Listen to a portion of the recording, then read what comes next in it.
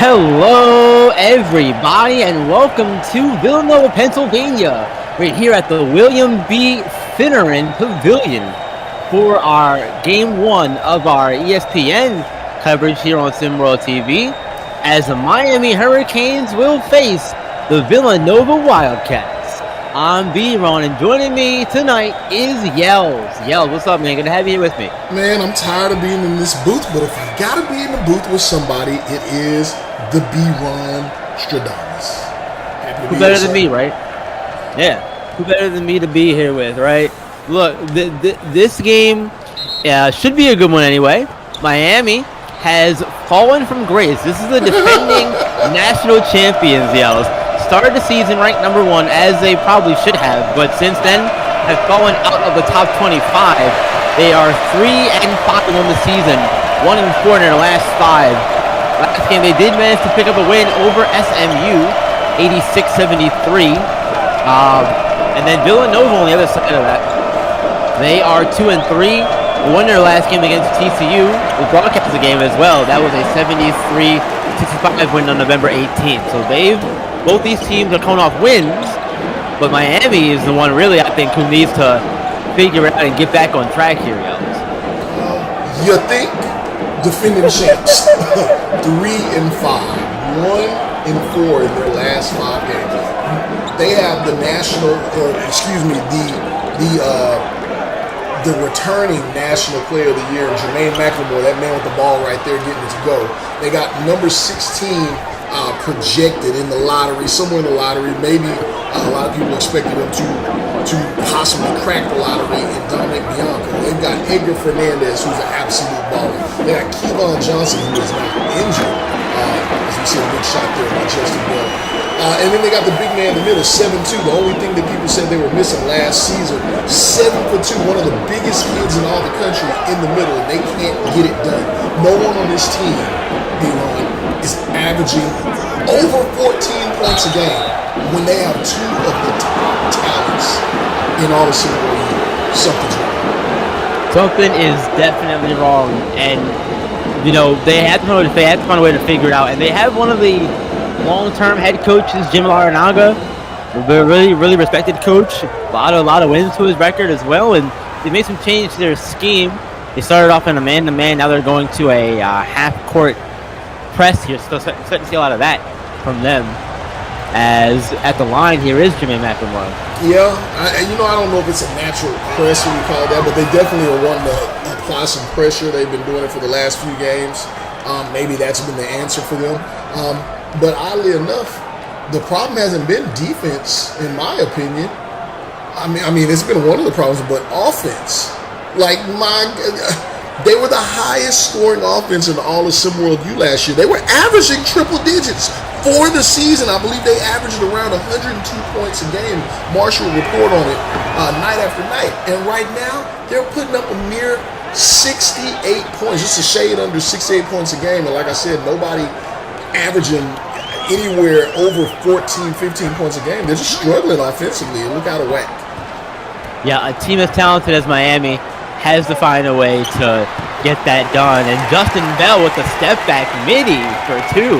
And this is the guy for Villanova that really has this Wildcat team in the conversation for being title contenders.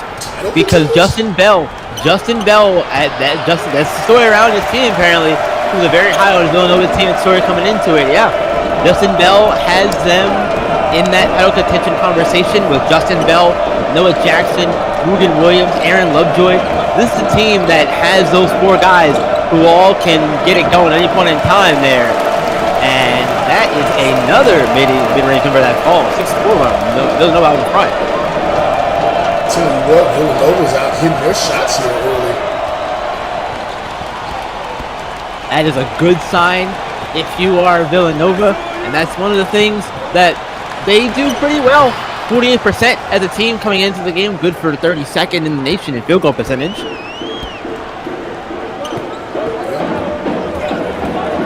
They do that pretty well, and here's Justin Bell, guarded by McLemore here.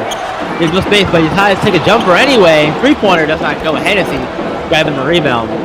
As we spoke about Richard Hennessy better go. I want to say something on air because I've said it. I said it on social media earlier today.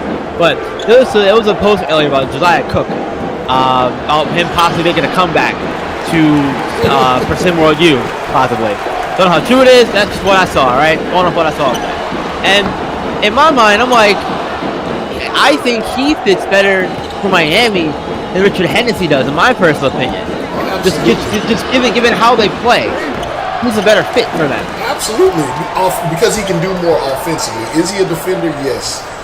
Does he block shots, grab boards? Yes. But he runs the court. Some of the circles I heard is that Miami was actually looking at him prior to some of the things that occurred towards the latter part of the season. I think the problem with Richard Hennessy, which I think he's going to be a great big in the pro level, but he's slow. This team plays with a lot of tempo. They like to get up and down the court, and what we've seen is when he's out on the court, he gets beat back on the fast break sometimes in transition, and on the other end, they can't fully get out in transition the way they would like. Jermaine McLemore played a lot in a center spot for this Miami team last season, and they ran. Can't do that with a guy 7'2", 265, feet made out of cement.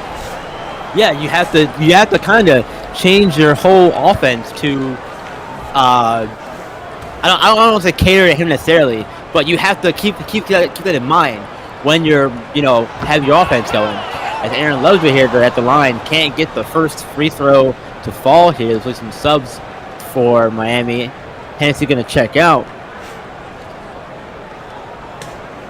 And Aaron Lovejoy coming into this game, yells. He's a sophomore on this Villanova team, and coming into this game, he is perfect in the line coming into the game. Not anymore, but he was perfect coming into the game with the line, and that's a good sign for a big.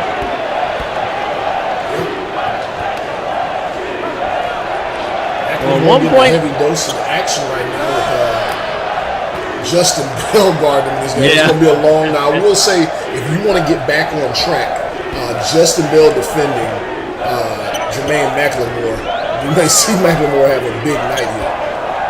Yeah, that's going to be a tough matchup, I think, for Justin Bell. Purely from a size standpoint, Bell has the speed and he can score really for anyone on the floor. But I think the size is going to be the big problem in that matchup there. There's Noah Jackson attacks, can't get the first one. They get a rebound though. Second chance here. Jackson fires. Good. Speaking of size, that's going to be the other problem there. As you saw the double team come down, the size of Villanova, while Lovejoy and Logan Williams are on the court at the same time. I mean, that's a lot for everybody, but Miami and their undersized team, especially this lineup they have out there now, it's going to be tough.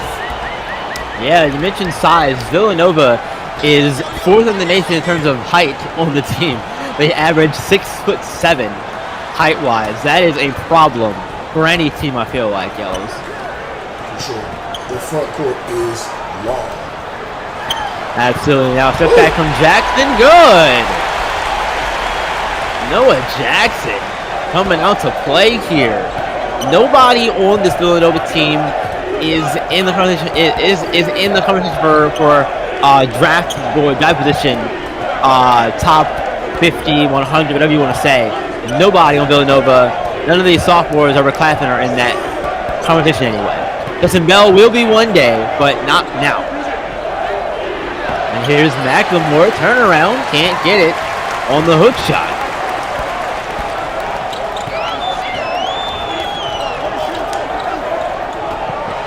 Now Villanova working the ball around here. You see Big Moogan Williams, ball in his hands. One of those guys from SimWorld Prep played for Gotham 5. Bell in the corner over McLemore. Can't get that one. That's going to yells. Yeah, I think that's a bad matchup to watch in this one. I really want to see how that is handled. And there's a big block. Other than it is Villanova. Moogan Williams bringing the ball up, gives it back to Jackson there, and it's good. That's Jamarius Lippman. Jamarius Lippman, yeah. Thank you. Another guy, I really want to see this kid get going. Like, there's just there's so much talent on this team for them to be playing the way that they are. It's too much. Yes. Yeah, way too much talent on this team for them to be as bad as they are right now. And we're got a bit of a slow moment here in the possession yells as a 3 fires. Can't get it to go. Let's talk key to victory, Alex. Villanova, what you got? Villanova so far, they're up by 6. But, coming in this game, I talked about it. I thought that Villanova really needed to utilize their size. In the front court, as you see Ruben Williams there. He's got about 3 inches on whoever's on him. Aaron Lovejoy, same.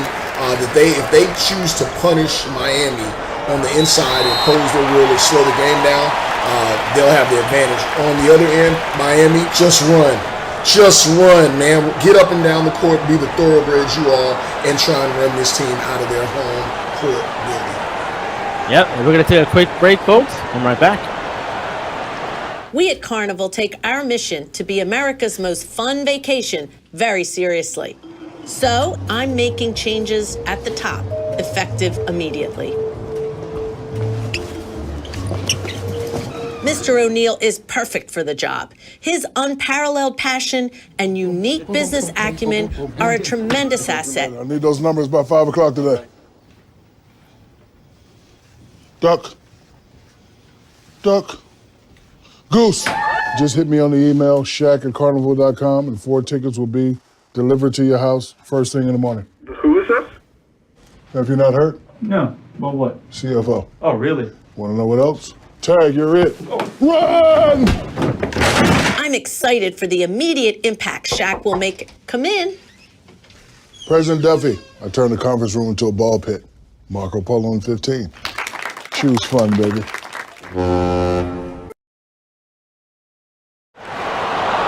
Welcome back, everyone. Villanova right now out to a nice little lead here. And I'm really going to be able to see how Miami responds to it. As always, you guys, we want to give away some EMs, right?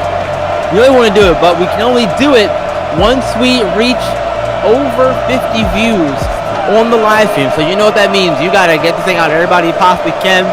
Get them to come in here, support SimWorld. If they like what they see, who knows? They might even want to join and be a part of SimWorld after they get this first impression here. It's good for the impression, of course. I think we're at 26 live views.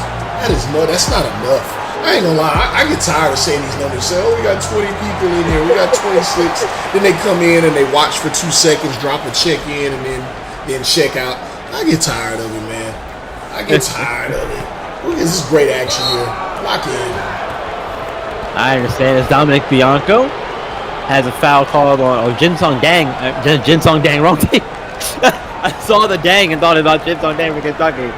That's not who that is. That is DeMario Dang, in fact. You thought that was Jinsong Dang? Having the foul called on him. I got my Dangs mixed up, man. Got my Dangs mixed up. Dang. To be fair, I've been calling a lot of Wildcat games lately, so they will blend together at this point. Good rebound there. Nice with the tap in. Yeah.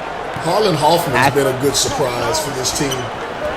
Very active, pretty athletic. He gets on the boards. He's been a great spark for this team. So there's been some bright spots there. Unfortunately, he's a junior. He's got one more season in him.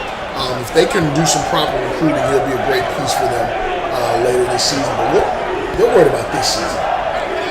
Right. Got to get through this season and try to repeat, right? And that's exactly what they want to do. Oh, look at the look in the passing lane there. The pass may have been a little bit off the mark, but regardless, attacking Villanova, scoring once again.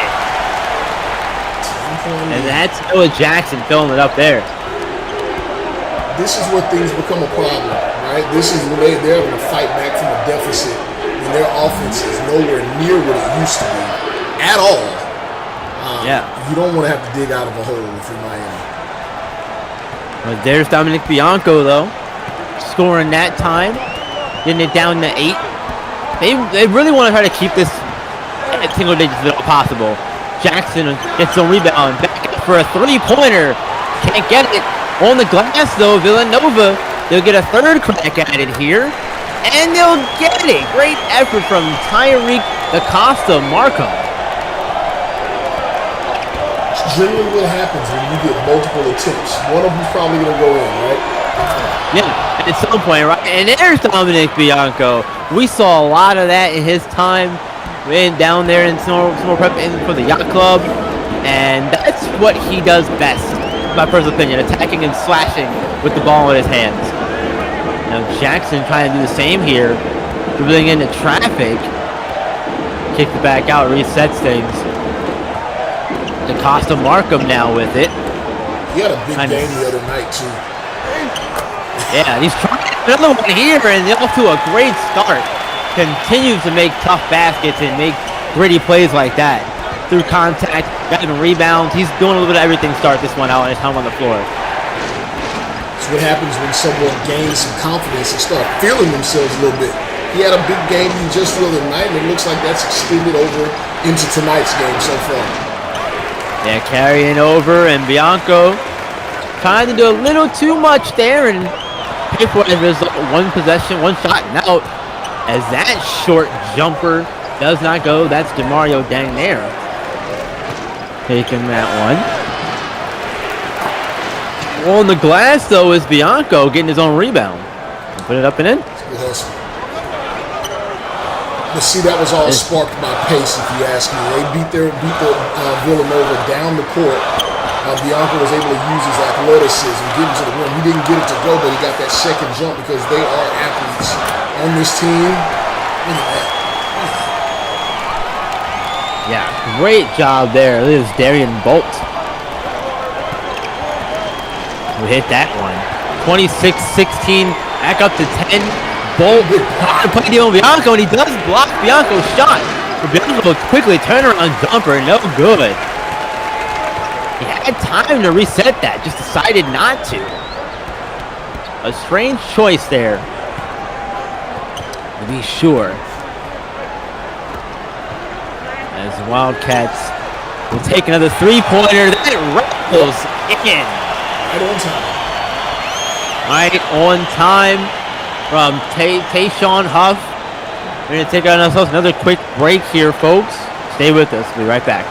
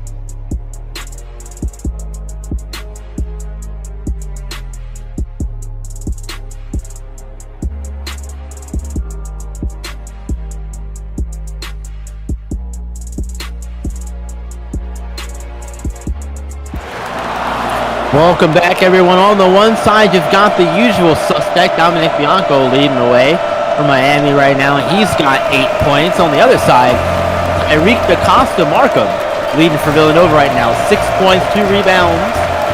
And right now, he's perfect from the field as alongside Lovejoy and Tayshawn Huff. Now, Markham's taking 3 shots while both Lovejoy and Huff only taking 1.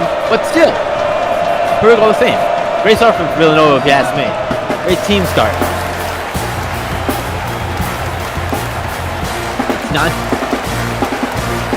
No, absolutely not. Not at all. Not at all. Right now they are shooting 33% from the field. Villanova is shooting 59% from the field. And yells, we've seen this a lot of times to start these games. One team starts off really cold, the other one starts off really hot. And all the teams start off this way. It looks like a trend here in these SimWorld U games. Not all of them, but a good chunk of them seem to start off this way.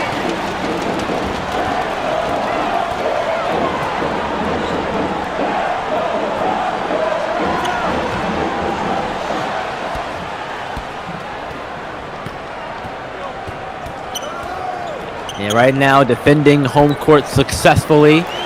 As there's a steal. Ripped away and up the floor here is Villanova. They're going to slow the pace down here.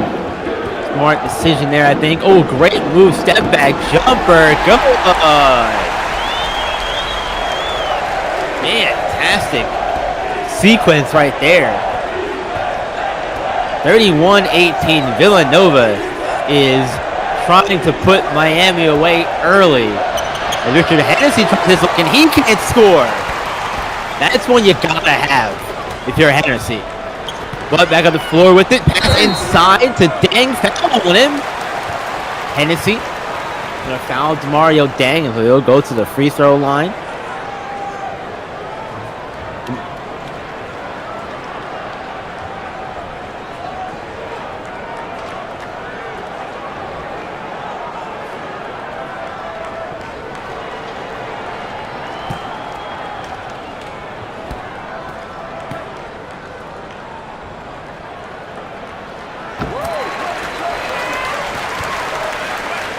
As Dang does hit the first free throw. Dang, the junior, visitor is 6'8", 217 from, if I pronounce this right, Natticoke, Pennsylvania. Hey, I almost said it right, man. Help me out, Pennsylvanians, if I got that one right or wrong. Dang goes 1 of 2 from the line there. He is a 50% free throw shooter on the season, so that's about where he should be on the free throw line there. McLemore trying to score on the other end here. Can't do it as Hennessy gets boxed out by Dang. The much smaller Dang, I might add, than him. And Villanova will reset things. Mismatch here. Quick pass inside. McLemore guarding Mugen Williams, and he does foul Williams. Well.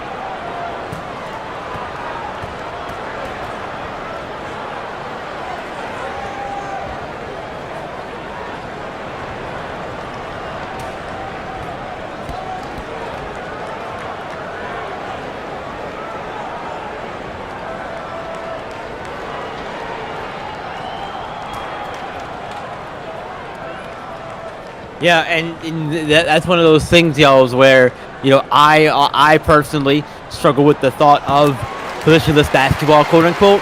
But McLemore's a good example of why that's the case in the way it is now. Like, yeah, he may be 6'10", but he plays more like you said, like a small forward, like a 3. Carmelo Anthony type of player where he needs the ball in his hands at the wing to on the perimeter to really work effectively, almost like Arthur Lattimore in that sense. If I could make that comparison.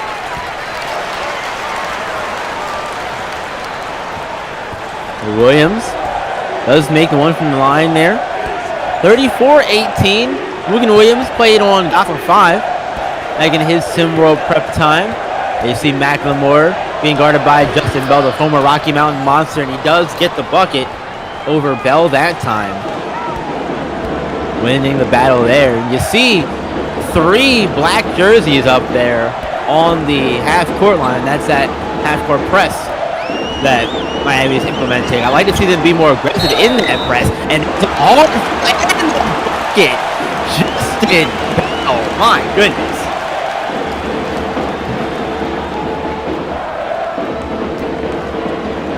Justin Bell right on time with that one. Foul by Harlan Hoffman as the 12s foul each other. Justin Bell coming into the game is a 67% free throw shooter, 66.7. Does get the and one there. 17-point lead for the Villanova Wildcats. 5:35 left to go here in the first half of play. This hasn't looked good to start Miami, and it hasn't really gotten any better, honestly. But they'll go that's not gonna be there. That is not gonna help at all.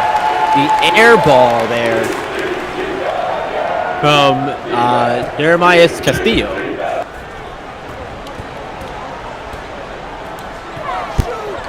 I think that about sums up the oh, and he'll go get it. 19-point lead for the Wildcats emphatically, and now a blocking foul on Moogie Williams. Tried to set his team with a charge, didn't quite do it in time. But they'll reset things here. Miami will.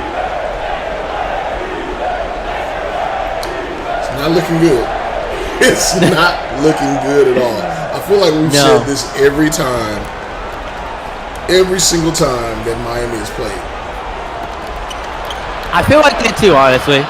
As that three-pointer, though, does fall, and that leaves Carmelo Outlaw who hit that one. I'm going to go ahead and give this disclaimer right now. I know we may have some people tuning in. They're wondering if they're in a time machine. They're wondering where they are, what exactly is going on. As we see big bucket there from Aaron Lovejoy. They're wondering what's going on. Then they're looking at the score and they're saying, turn this off. I'm going to check out. Last night, we had a blowout in game one, and then we had what was easily the game of this early SimWorld U year. So if you're watching this and you're thinking to yourself, I could go take a dump right now. Make sure you're back in time for game two. Bring your phone with you. Also in SimWorld U, anything can happen. There's a game runs. So you never know. Miami has the potential to put up big-time buckets. Have they done so far this season? No, they have not. And they also have not gotten stopped. Villanova has been on fire these last 2 games. They really have. And again, yo, this is a team who last season I went 22-11. They finished 4th in the Big East, and they were number 15 in the SP Top 25 last season. So this is a team that's used to, and overall they're used to successful seasons, successful play throughout their history as a school too. So it's nothing new to them.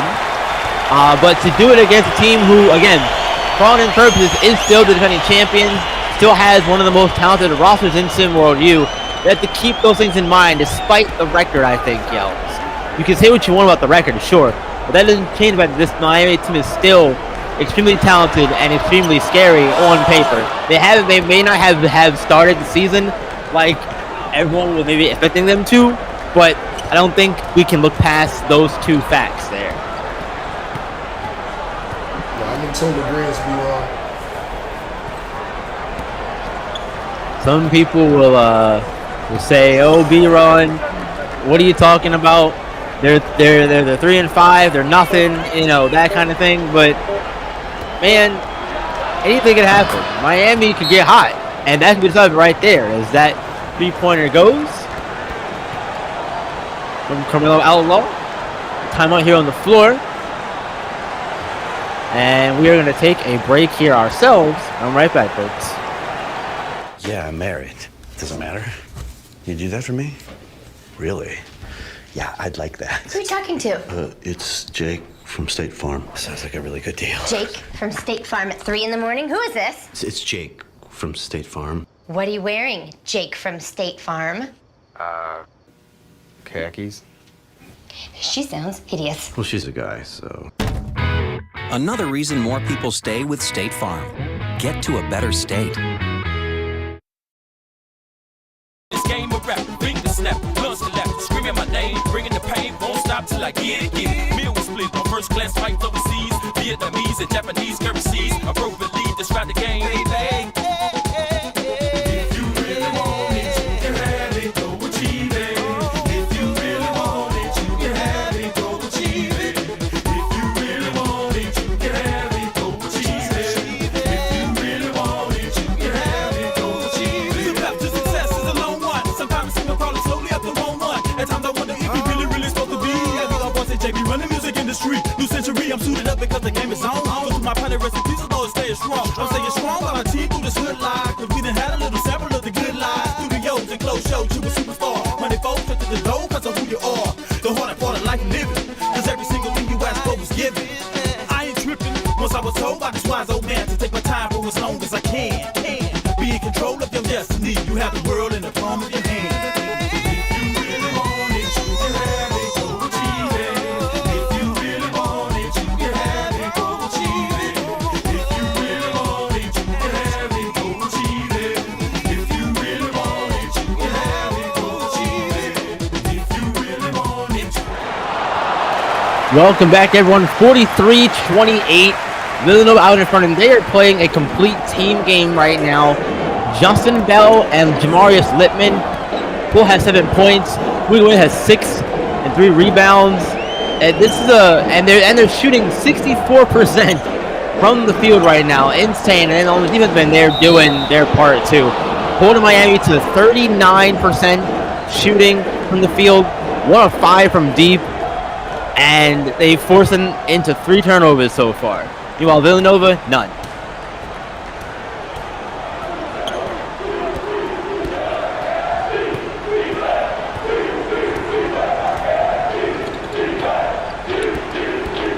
You are not losing your mind. He's definitely in the game. You see him over there on the far left side, in the corner there. It's Edgar Fernandez. Just chucks up a deep one. He's one of the guys who also started this season cold and got moved to the bench as a result of his poor play. And I am surprised, like you are, y'all, to see Jackson on the floor right now. He's supposed to be injured, but apparently, yep.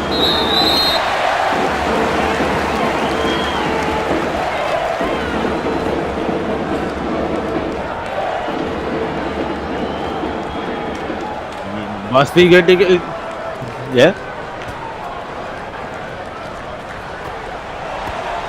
Yeah, he's. Maybe he'll give this team the boost they've been looking for. Yeah, maybe that was the hope coming into the season, yo. That was the plan coming into the season. This was a team that, you know, with the Kevon was a big ad, and Richard Hennessy was also, pun intended there, but Kevon Jackson was their big ad. You know, hometown guy, came home and played for the Yacht Club in his final season in SimWorld Prep, and you know, it hasn't worked out so far though for him in his early time in Miami. But what has for the Hurricanes really? Justin Bell is out here at the free throw line. It looks like it might have been a morale boost or something as he's back off of the court. One of those things where you get him on for a minute or two and take him back off. Yeah. From the old, look, I don't even know the name of them. They used to do that in the 80s, 90s, or the 50s, 40s. He's coming back from the tunnel. He's coming back. They pull the old Isaiah Thomas. How about that one? Yeah. He's back. Yeah. Absolutely. Justin Bell at the line, not one to shy away from making confident statements at all, and that's one of the things I like about him. He may not talk a whole lot in the media. When he does, he's going to give you some kind of confident statement. I love that personally.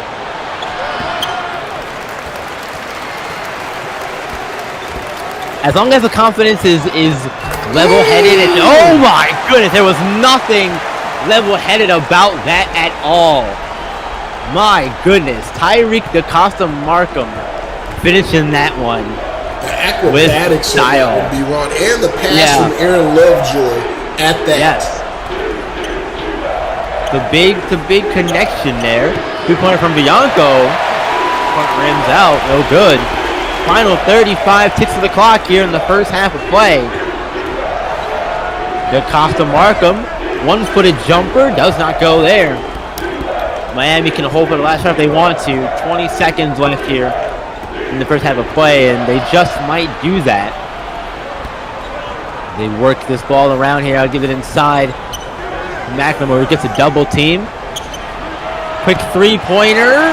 No good. And Miami can't buy a bucket here as we end the first half right there. Yep, there it is. 47-28. Villanova almost put up a 50-burger in the first half on Miami, defending national champions. Not good at all. We got halftime though here, Yells, and as these teams go to the locker room, Villanova's just been incredible to start this game, both sides of the ball. Yeah, nobody's needed a halftime more this season than Miami has. Not just in this game, but in all of them. They got to hit the reset button. Jim Larranaga has to be saying, what can I do to get this offense going? It looks as if teams are just, Villanova is double teaming McLemore when they need to. Other than that, they have the interior presence. Dominic Bianco, 8 points, but on 4 of 11 shooting, not looking efficient, and no one else can seem to hit a shot. Carmelo Outlaw is 2 for 4 from deep, but you got to have somebody else that's willing to take the shot and knock it down. On the other side, Nova's just rolling and coasting, man. Everybody that has played has gotten it done and scored thus far. Rolling and coasting. We'll see if that continues. Second half coming at you, folks. Don't go anywhere. We'll be right back.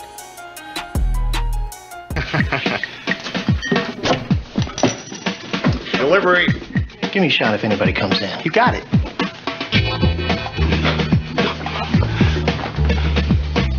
Bud Light, the mother load. Hey, here it comes. Hide.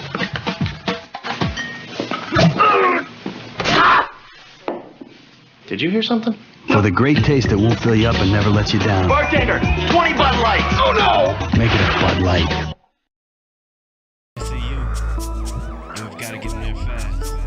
All day I've been shaking, patiently waiting, hating every moment that goes by without you.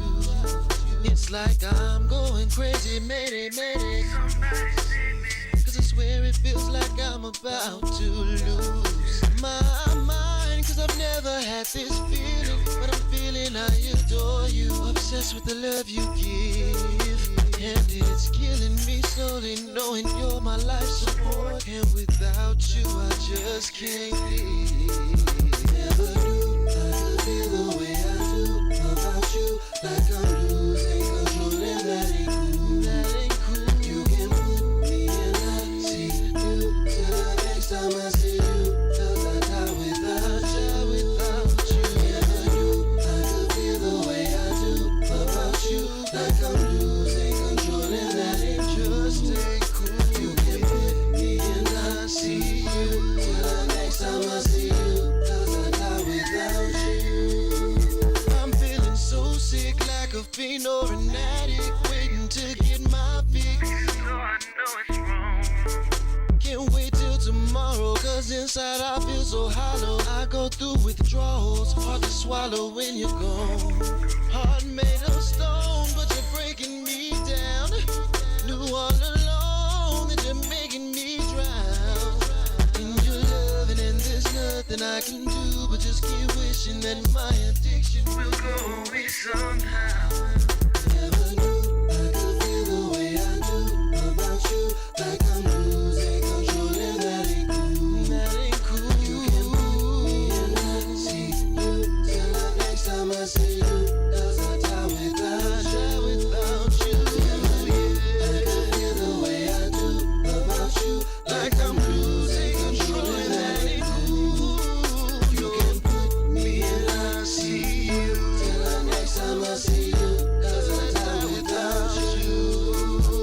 My heart's not beating and I'm not breathing. Wish I stopped needing you desperately.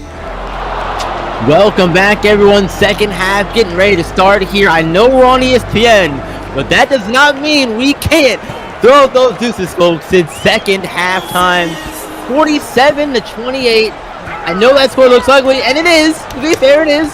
But anything can happen. We saw it last night. Double OT, Arkansas, UNLV. UNLV pulled off the upset as well. Can Villanova stay hot and win this game, or will Miami find a way to figure it out in second half, y'all? I'm about to ask you this. Even as Justin Bill knocks down, even on ESPN, man, they pulling out the budget for you on everything. That's wild. Everywhere. Be right. Everywhere. You're a well-connected man. Where are those bars of gold at, brother? I don't know what I did to make everybody like me so dang much, but you know what? I'll take it. Hey, Maestro calls you the most handsome man in the game, and those looks are getting you far. You getting all kinds of perks on production. My God. all kinds of things. But I didn't. Hey, look, I didn't know it worked here. I just wanted to try to see if it worked, and it did. Some of us are just trying to get one. B-Run's getting two. Y'all hooking me up here. I appreciate it. Dominic Bianco commits his first foul of the game on Noah Jackson. Jackson here for Villanova, team captain of this Wildcat squad. And it's always good to have a guy like Jackson as your captain, one of the upperclassmen on the team. Now, you know, tenure and playability don't mean a lot when it comes to being a team captain for some people, but for me, one of those things matters a little more, and that tenure and how you carry yourself matters. So Jackson is clearly doing something right for Kyle Neptune to name him team captain. Absolutely. You hear around, you know, from you talk to some of his teammates, they say he's real even keel. You know, he's laid back in the midst of anything going on. He's always a calming presence. Never even raises his voice. And for some people that works. You know, I'm gonna raise my voice, man. Yeah, we are the opposite. We are the opposite of people, and that might be why we work well together. Who knows? Balance each other out, man. Bianco from three. Exactly. Yin and yang, and Bianco saying dang. Another one that does not fall for me. Miami needs a yin, a yang, a yin, some things. They need everything they can get going. I mean, again, I feel like this is what I've said every time I've watched a Miami Hurricane game, which is, my God, Miami is struggling so mightily. But then you also mention whoever they're playing against, and you look how efficient they are offensively. Yeah, if Miami can get half as efficient as as Villanova was in the first half, that would be a great start. Because again, we've talked about it, and this has kind of been the theme for this team throughout the course of the young season here.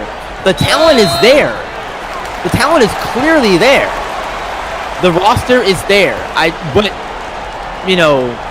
they got a little bit too how can I phrase this? Yeah, it's probably for television.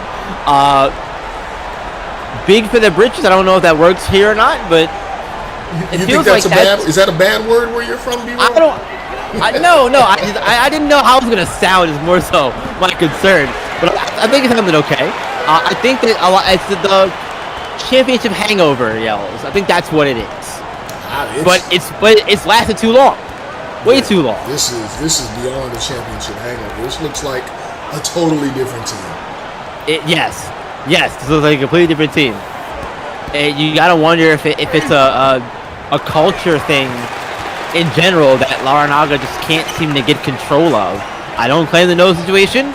I'm just saying what I think. You know, I do recall seeing some of these kids on social media before the season started. Oh, big block there by Justin Hill. I do remember seeing these kids on social media. And they had a lot to say. There was some chirping going on, and then they come out and this is the display that they put on. Yeah, if you're gonna, I have no problem with the chirping yells. I mentioned this plenty of times before. No, but you gotta both on social media and right. No, of course, that's what I was gonna say. Chirp all you want, but back it up on the floor with your play. Do something. Back it up on the floor. I know that's right, B-Run. I've said that many times. We talking basketball still? What are we talking about? Yes and yes. Sounds like an Erica Banks song. Shout out Erica Banks. 2 shots, busted.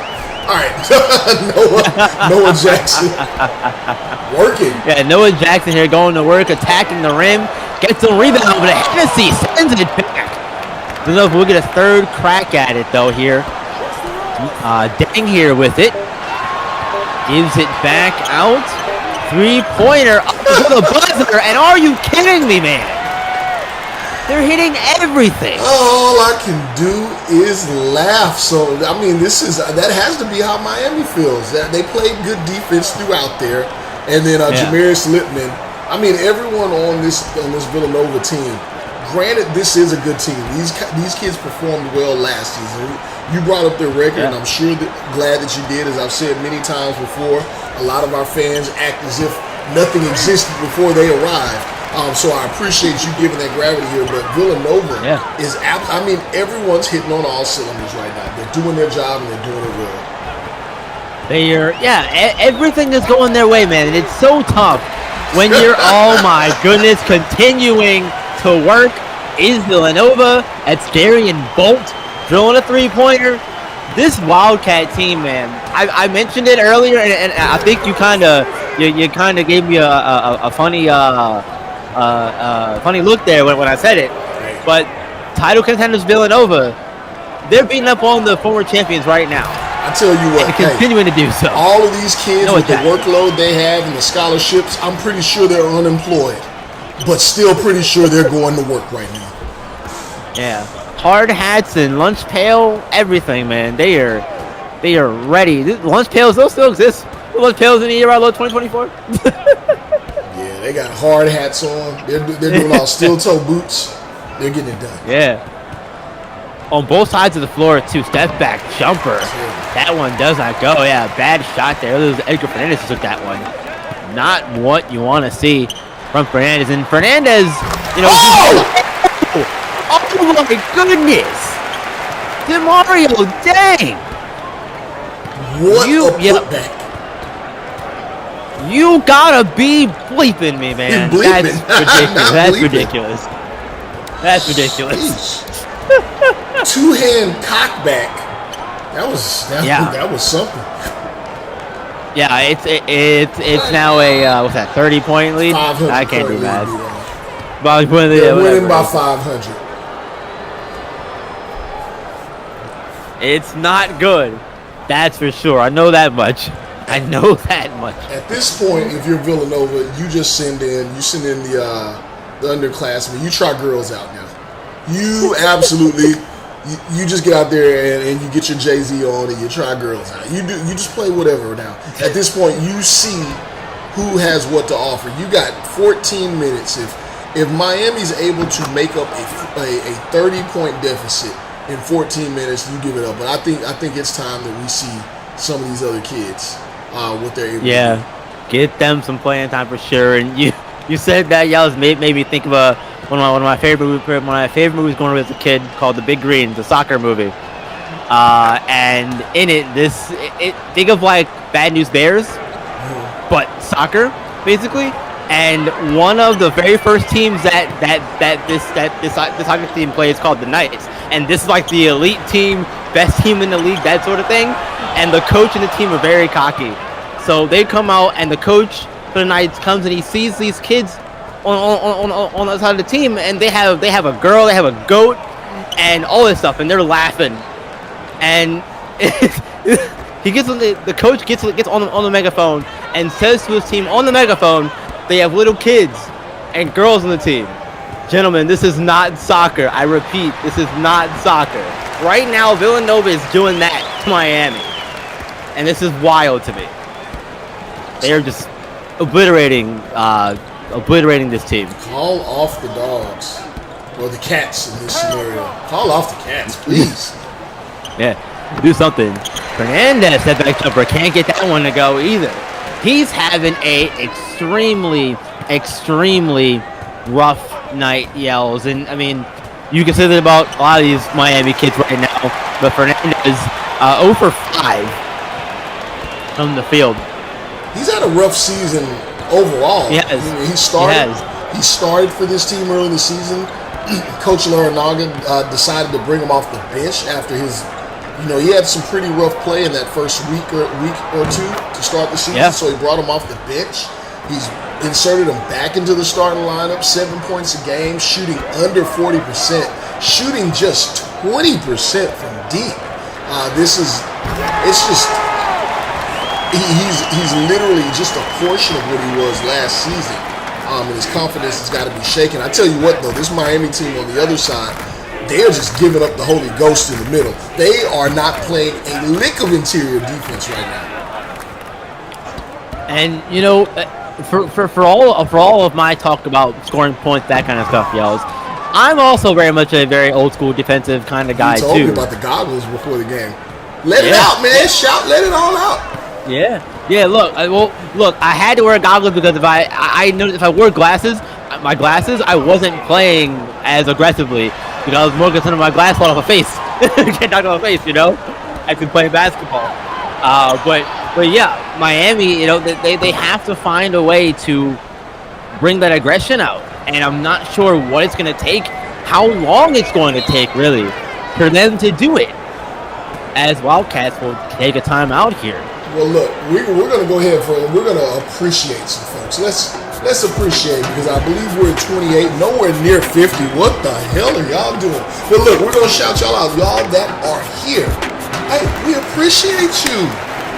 Appreciate y'all showing love, showing support for this wonderful product SimWorld has put forth. Totally free of charge, all they ask is for your engagement, for you to tune in. So, Biff Markov, what up? Coach Heesh. He sucks. You don't suck, sir. Change your name up. You don't suck. Heesh, what's going on? Kai Killing's in the building. Coach Wood, ATL, stand up. ATL, hello. We got Coach Drake Pope in the building. Jay Medoria, repping for the North Carolina in the building. Tony Henderson, that kid is a shot blocking machine. Malachi King, what's going on, man? Appreciate y'all all tuning in. Make sure y'all staying locked for the next matchup. Hopefully it is much better than what we're looking at right now. Texas and Tennessee, Trey, Burner, Turner, and the King, Arthur Lattimore.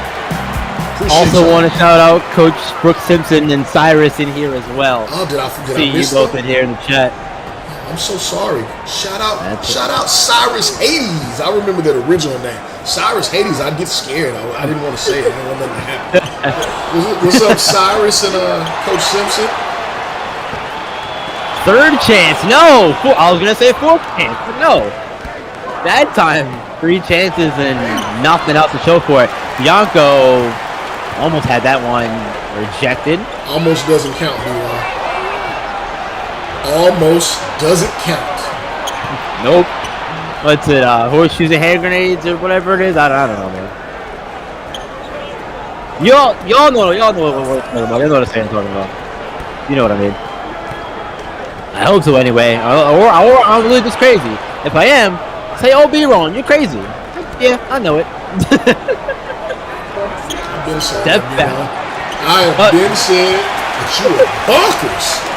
Been saying this for years, and you know what I do? I choose to ignore it every time. I don't believe you. That was crazy right there. I don't know what that was all about. And they got to do something wrong. No one plays a perfect game. Yeah. No one plays a perfect game. I do believe that's probably their. No, it's not. It's not. Well, yeah. No, it's their second turnover on the night. Just their second turnover. Yeah, they're taking care of the basketball all game. As Bianco gets another one here. Look, there's still 10-25 left to go in this game, but barring a catastrophic meltdown from Villanova, they should walk out of here with the win. But it's down to 22, D-Raw. I mean, if we want to be optimistic, you're Mr. Optimism. It is down from 573 to 22. They've cut into the deficit. They have for sure. If they can continue to get that down, who knows? Maybe we could be looking at a game here in the next couple minutes here or so. Let me ask you. Let me look at my notes here. Go for it. Is there still any mystique to beating a Miami team? If you are Villanova and you put this kind of beat down on the champions, right? Is there any room to say that you get a higher ranking? Villanova, currently unranked, had an impressive night just a night ago, and now they're putting a pound town on the defending champs. Yelled. I'm looking at Miami's schedule here, and a lot of these losses haven't been by very much. Look, you're not going to turn that around. I asked about Villanova. No, wait. Hang on. No, hang on. They haven't been by very much, so they've been able to compete in these games. But I will say that this loss right here, if it does happen, I think that this is one of those losses that does really hurt the mystique of Miami going forward. If it's a big loss like this, that definitely hurts the mystique of Miami. Because if you look at the score and you say, oh, we beat Miami by 30 plus points, other teams in the nation are going to see that and they can go, we can do that too. Princeton, undefeated right now. San Diego State, undefeated right now. If Villanova could do it, what makes you think that a Princeton or a San Diego State who are undefeated right now can't come in with the confidence of playing against Miami and say, hey, we can do that too? So yes, I think it does hurt the mystique, yes. All right, so the second part of my question that I think that you avoided, maybe strategically, Villanova currently unranked by the SP25. We'll take a minute here. So we're going to take a moment to talk about Noah Jackson. 17 points the last time I checked. 7 boards. And really, more important than the numbers for you stat-watching kids, the timing of his buckets, who he's gotten them on, and the ease that he's gotten them with has been more impressive than anything. He really has just put his stamp and his mark on this game from the outset. But 100%. Villanova, yes. Is there a boost to their ranking, to their credibility after a win like this, and in addition to the win they had just last night? I think so. Yeah. Anytime you can beat the defending champions, I don't care what time of year it is, what they're playing like. Personally, that doesn't matter to me. They're still the champions, and if you can beat them and have impressive wins like they did in their last time out against TCU, I think that does give them a boost to potentially be in the top 25 conversation at least. Maybe not get into it, but in the conversation. They are 2-3 right now. Yeah, 2-3. You get above 500. You string a few more wins together, and then I can see you getting in the top 25. We did see Dayton lose earlier in the week, so they could be coming out potentially in the next ranking reset. How would Dayton ever get into an SP top 25? I think that's crazy. It's lunacy. Yeah, we've seen our fair share of crazy things happen this season so far already. So at this point, that doesn't surprise me. But when you look at schools like San Diego State and Princeton being undefeated, yes, they've only played a handful of games, 2 games, whatever. But don't expect those schools to typically play as competitive as they are. And Princeton has a game tonight against another SEC school in Ole Miss. Look, while you're talking about it, I don't know, probably our fans are doing the same, checking out the live box scores and that SimWorld Hoops box score stats and info channel. Get your knowledge up, son. Get your knowledge up. I took a moment to look at some live updates too while this beatdown's going on. Hey, everybody wants to talk about this freshman sensations. Jafet Towns out in Missouri is one of them. How about Dylan Bannon having an explosive game? 20 points, 14 boards, 5 assists. I remember Marsh and a few other people were not buying the Kool-Aid. Mizzou takes down number 15 North Carolina Tar Heels at home. Wow. In Chapel Hill, that is huge. That's to do with Missouri. They need something like that. Because we know that they've had their share of struggles as well. They have their share of hype around them as well, thanks to Jafet Town, as you mentioned. But Dylan Bannon, like you said, big game from him. They're going to need more of that from him. If him and Towns can get on, not the same page, but play at a high level for a good chunk of time throughout the season, they can turn it around, I feel like. Make a little bit of noise at least. I mean, the Dylan Bannon kid, Jafet Town's supposed to be all the rage. Dylan Bannon is saying, don't forget about me. What about me? Right. Showing up big time. Really, really is. We're down to 7:20 left here in the contest. Miami has hung around that 30-point deficit margin for the whole half. It seems like it was down to 22 at one point. It's down to 20 now. It's down to 20.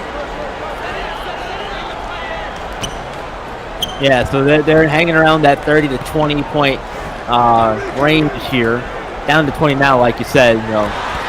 It's just, I don't know what more can be said that hasn't been said already about Miami without running the risk of repeating ourselves and sounding crazy.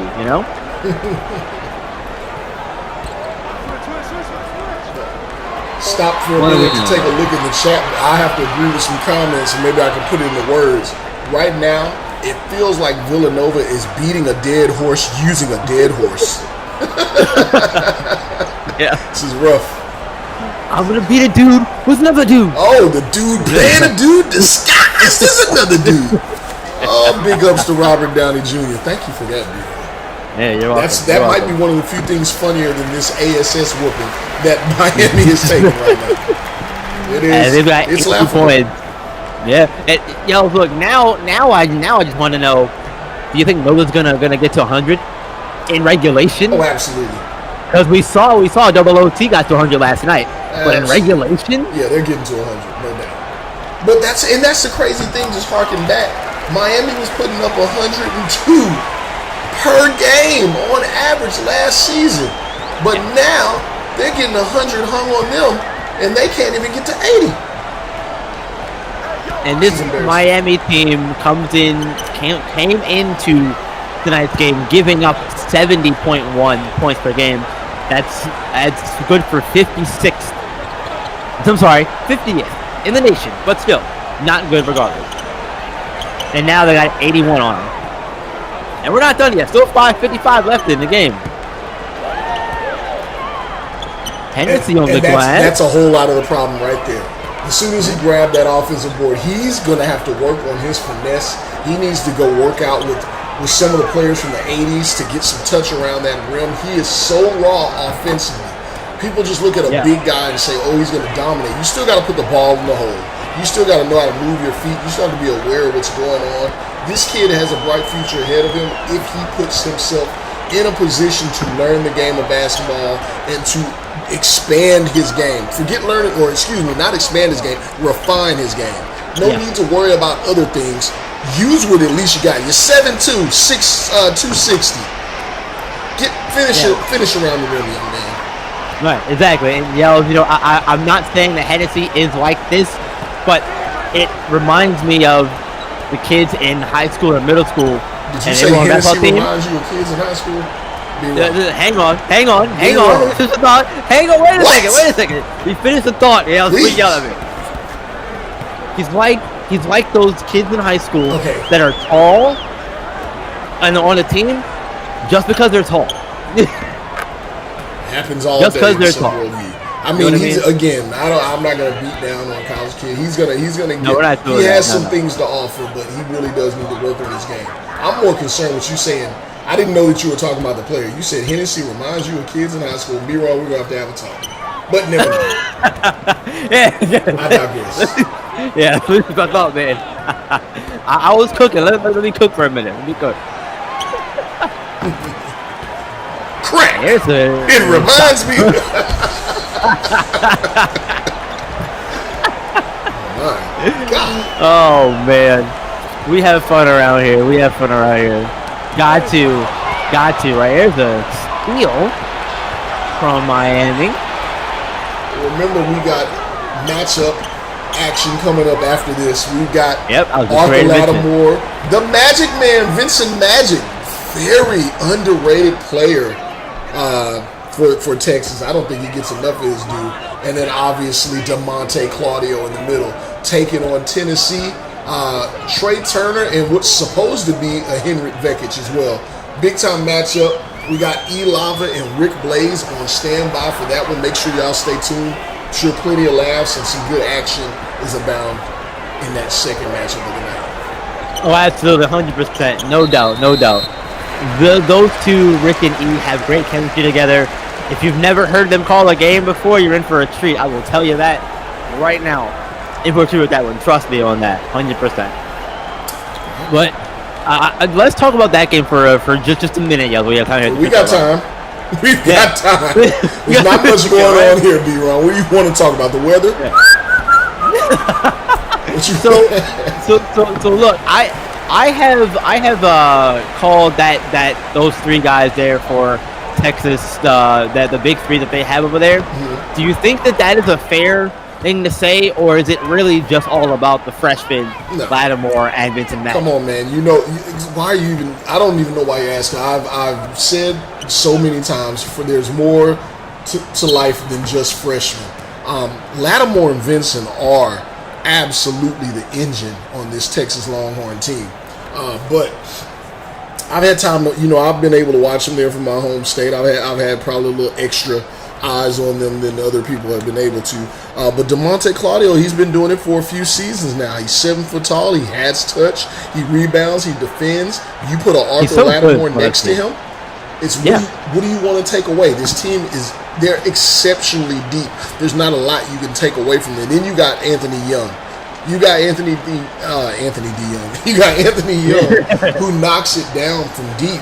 Maybe not doing his best shooting this year, but he is an absolute sniper, and he's 6'7", 6'6", 6'7", with a lot of size. And then you have other kids coming off that bench.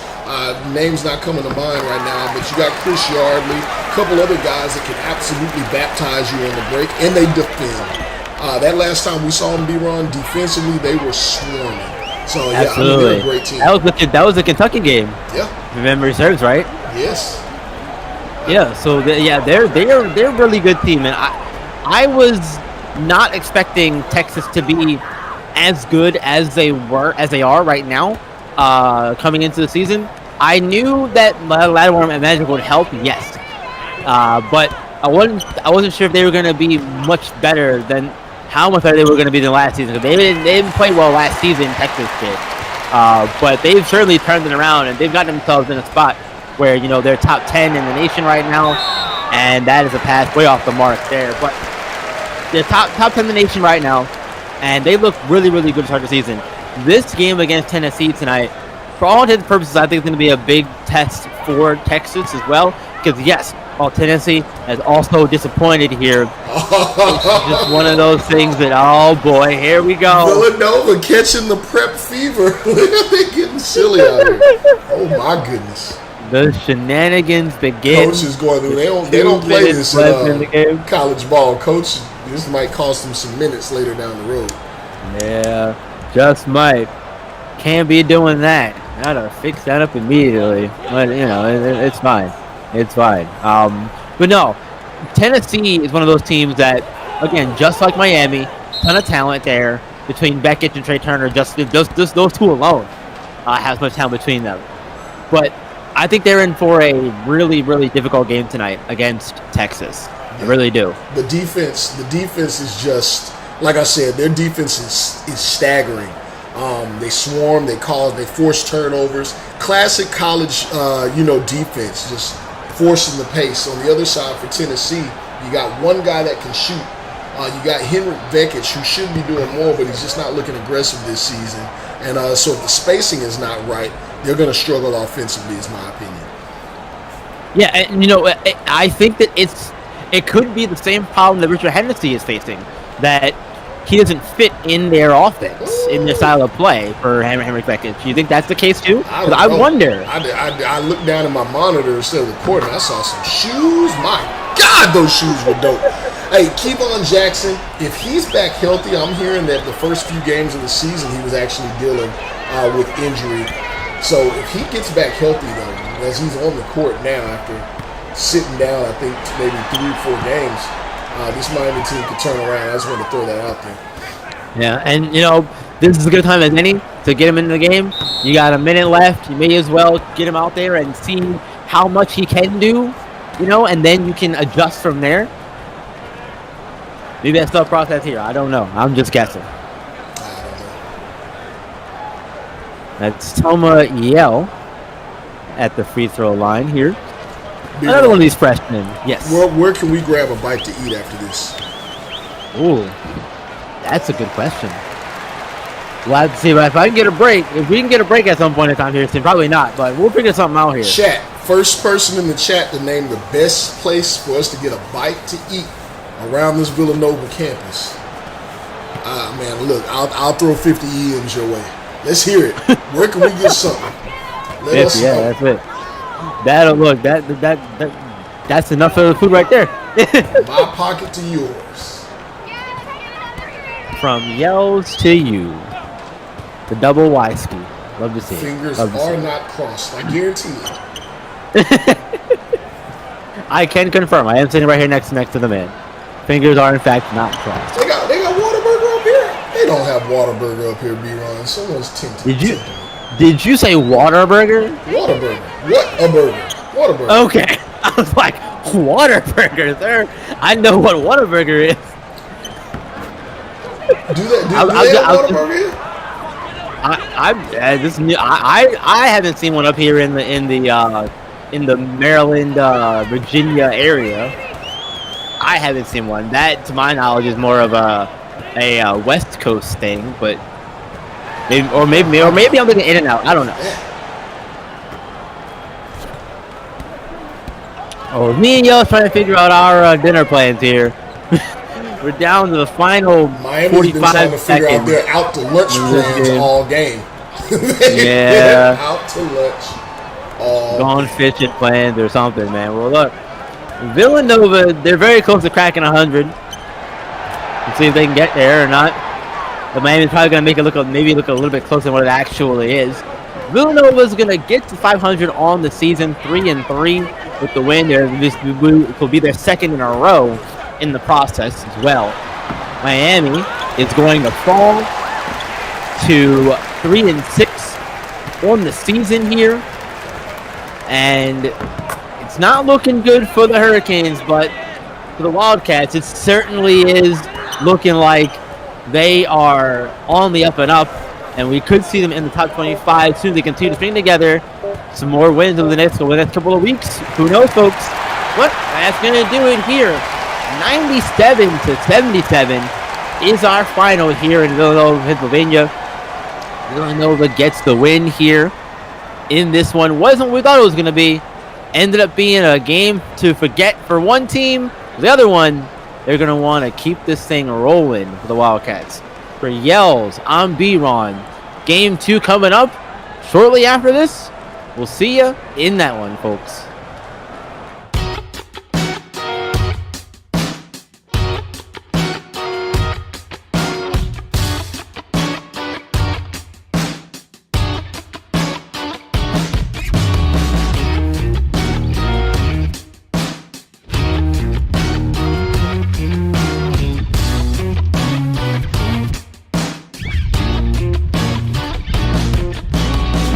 What's it like to be in charge? Spoon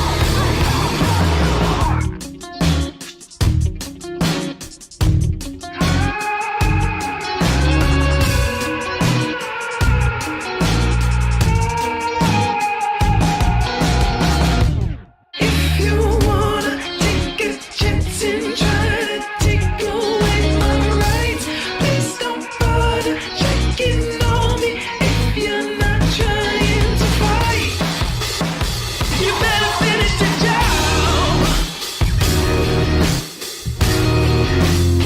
You better finish the job, yeah. And you better hope I never get out. So finish the job. You better finish the job, yeah. And you better hope I never get out. So finish the job.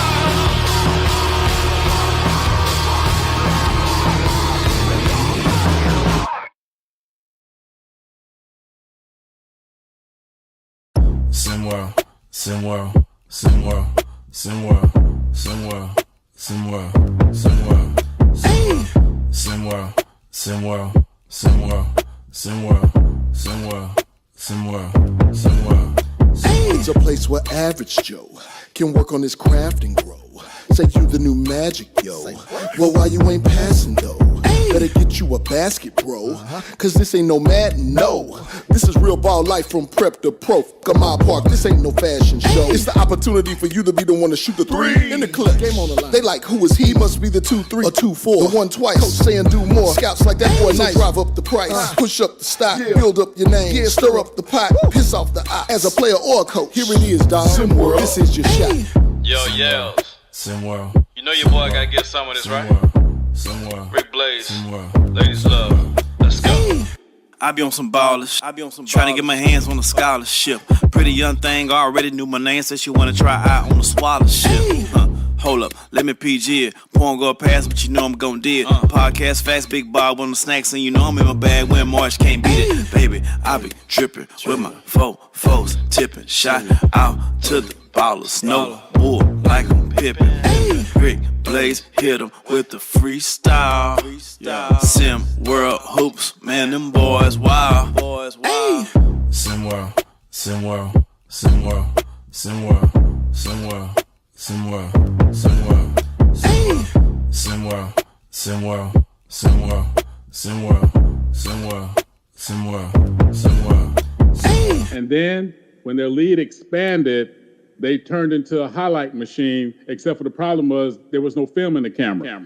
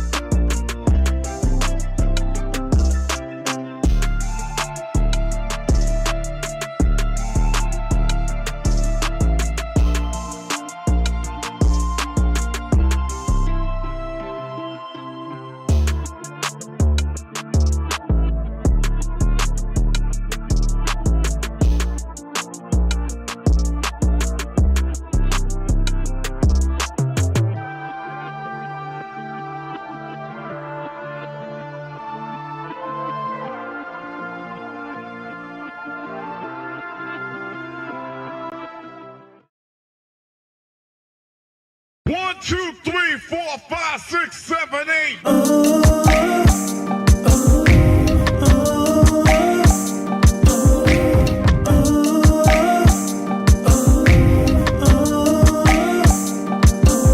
I need to go, I need a drink, I need to win, I want to toast. I do the most, I'm on 10. If you about that shit right now, I need to know before I jump in. I'm about to risk it all. Man, that's wild. You know I play for keeps, bitch, I win. Text me on my phone, where I been, yeah. You know them niggas lame, don't pretend, yeah. Now you dialing 911, okay, then. I'm talking 1, 2, 3, big brothers off top. 4, 5, 6, 7 messages off top. 8 minutes later, she riding off top. Now I do it again, bitch, I'm on 10. Talking 1, 2, 3, big brothers off top. 4, 5, 6, 7 messages off top. 8 minutes later, she riding off top. Now I do it again, bitch, I'm on 10. I ain't even want that shit for you, man. Whatever you said off that pill was pretend. Yeah, you wasn't even a shot when I drill. Now my heart cold like the shot you gotta spin.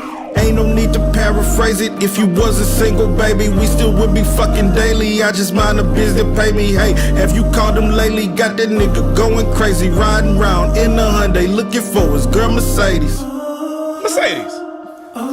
Mercedes, what you doing out here? Hey. Nah, ain't no hey, you doing too much out here in these streets, man. I'm really not. I'm just out here with my... Nah, you got me looking bad out here in these streets. You don't look bad. You look bad because you over here in my face. Don't touch me. Nah, we finna go, I don't want to go home. You wear me like that again. I'm telling my brother. Yo, who? My brother. I'm talking 1, 2, 3, big brothers off top. 4, 5, 6, 7 messages off top. 8 minutes later, she riding off top. Now I doing it again, bitch, I'm on 10. I'm talking 1, 2, 3, big brothers off top. 4, 5, 6, 7 messages off top. 8 minutes later, she riding off top.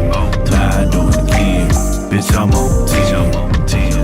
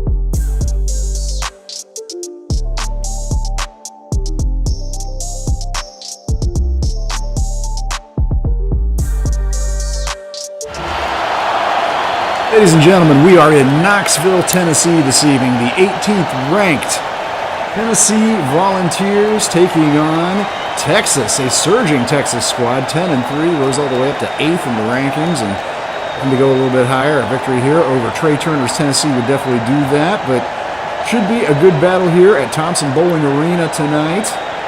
Behind the microphone, you have E. Lava and my regular and my favorite broadcast partner, Rick Blaze, working with me.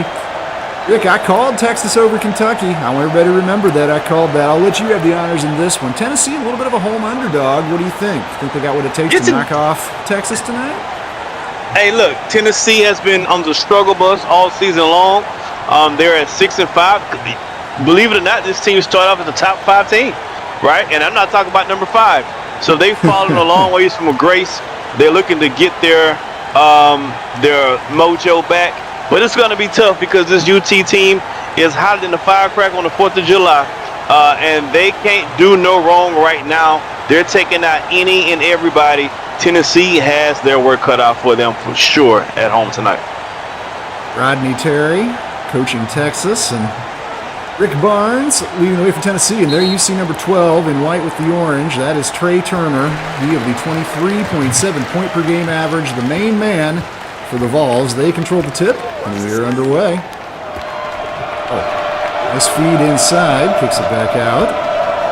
Rick Vekic also out there, another sophomore, along with Turner, starred in SimWorld Prep. He gives it up.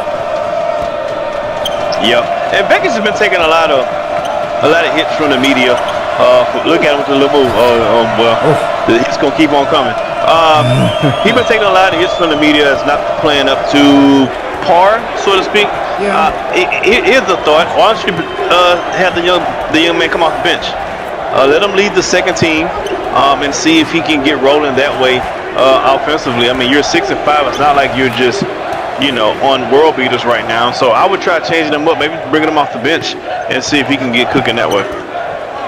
Arthur Lattimore attacked Vekic right there. Pretty bucket. Both teams start the game hitting points on their first possession.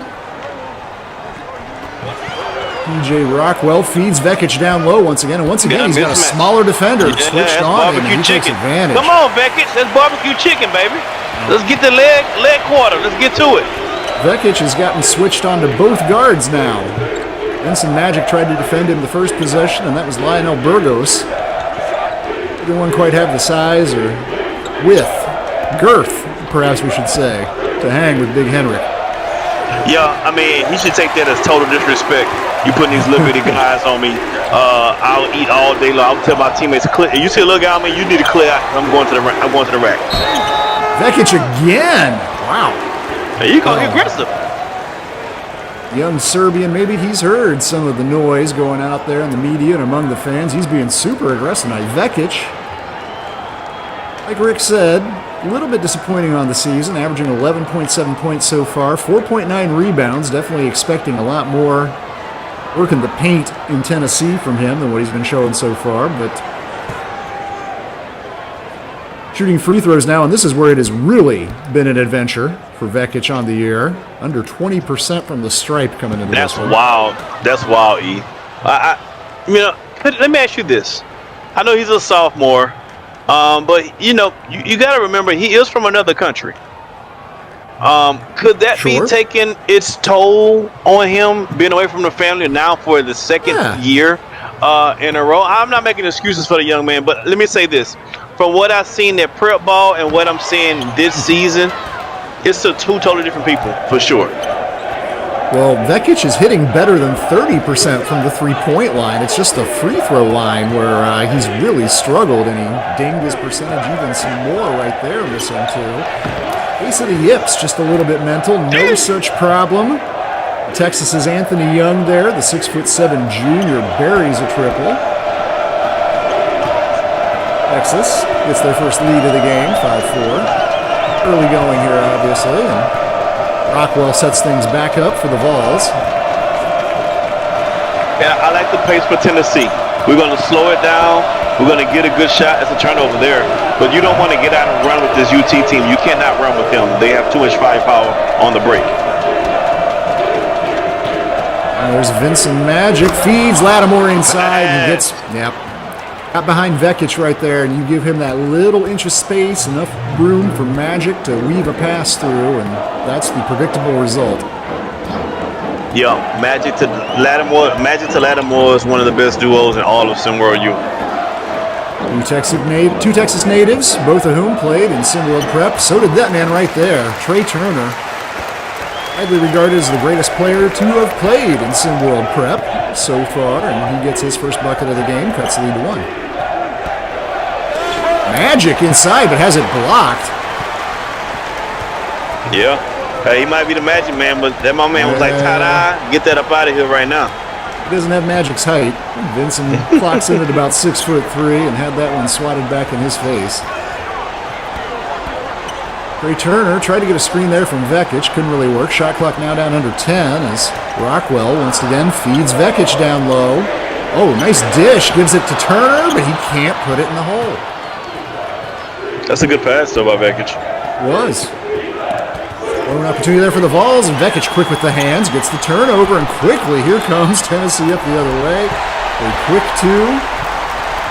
And if there's a knock on Magic's game, it's two things. One is outside shooting, and two, sometimes he can turn over the ball a lot. When they say his compass Russell Westbrook, they not lying. They mean it in every sense of the word. Because he can be erratic at times, but then he can be explosive like that at times too. Yep. You got the fleas come with the dog. It is what it is. Magic is leading Texas in turnovers and shooting less. He's another one struggling from three. He's shooting less than 20% as well from deep, but got that bucket there and is averaging a team-high 3.6 assists a game. And an illegal screen called on Trey Turner. Oh, wow. The crowd really didn't like that.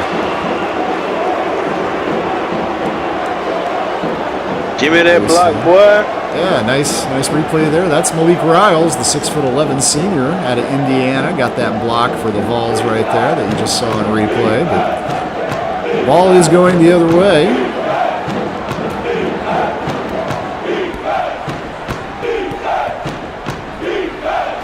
Magic back out there still. Phoenix Wyatt in the game. Oh, Burgos with a nice pass inside, and look at that. Left-handed, goes up and in. The big man for the Longhorns, DeMonte Claudio. He's a Tennessee native. This is a homecoming for Claudio, and he's looking to have a big impact on this one. You know he wants to play really well tonight in front of his, I'm sure he got family and friends out here tonight. You know he want to put on the show. Claudio, a 72% free throw shooter.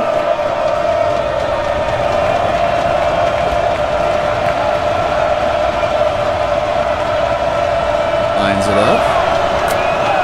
And puts it through. Lead extends to 4.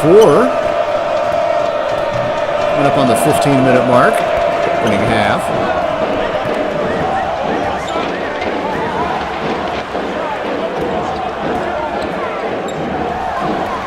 Oh, cross-court pass leads to a wide-open Rockwell, but he can't get it to go.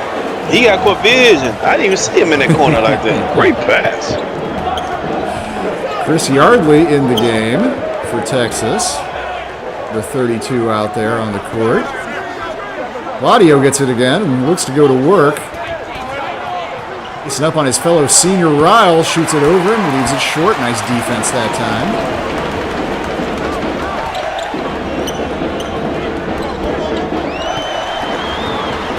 Rockwell gets inside, but has to back it back out, gives it up, gets it back.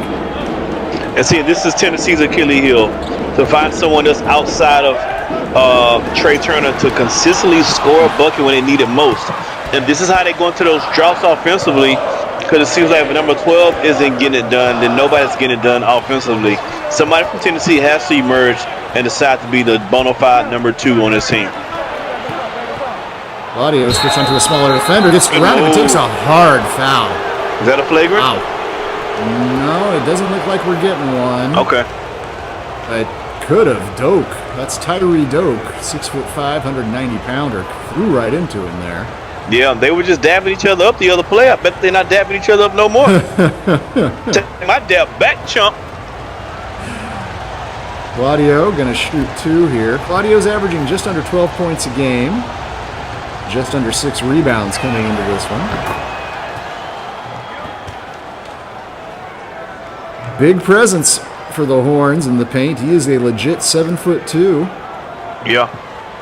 I bet the Tennessee fans are still scratching their head on how they lost out on this one. Yeah. Definitely not a small loss. And he gets the second to go. 6-point lead now. Tennessee needs a good shot right here. Oh, and instead, look at that. Claudio got that one, too. That's a nice block right there. Now, I said this is a homecoming for Claudio, and, you know, he's from Coolville, which is about an hour-and-a-half drive outside of Knoxville here, so I suspect he's got a lot of friends and family in the building tonight. Wanted to show off for them. I know they love that block. Drive inside and another squat. Wow. So if you're got that one. Look at that. Good lay. If you're friends and family of Claudio, do you wear a Tennessee jersey or a UT jersey? I think you got to come in UT gear. I think you got to come in Texas gear. At your own risk, of course. Hey, take your chances. That's right. Oh, the turnaround and the foul. That is Ghassan Al-Azmi. Kuwaiti forward. One of 2 freshmen on this Tennessee team. Both international based. Mickey Hartman from Israel. Also signed with the Volunteers this year. Al-Azmi averaging just 4 points a game, but the shot here. Complete the 3-point play. And Tennessee needed that little shot in the arm, I think, after getting down by 8. That was a beautiful shot. Turnaround. Leaves the bonus point behind, but little momentum changer. Vincent Magic still out there, has the ball momentarily, gives it up. Chris Yardley now in possession. And up top, 3 from Phoenix Wyatt won't go.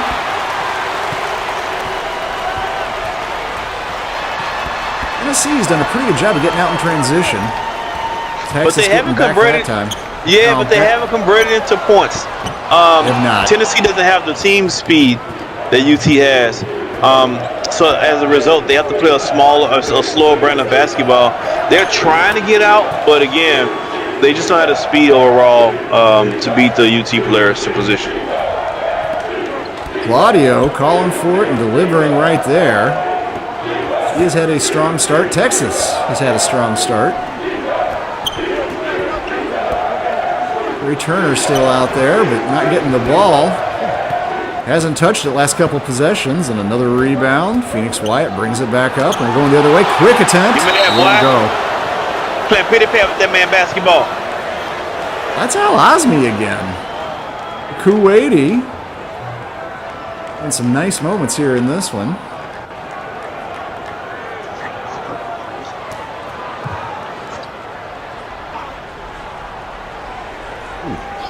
Texas may have to call a timeout here. No, they barely get it in. The ref was just about onto the 5 count there, however. 4 and change before they managed to get in. Oh, magic. I can do magic. Vincent Magic. Pride of Port Arthur, Texas.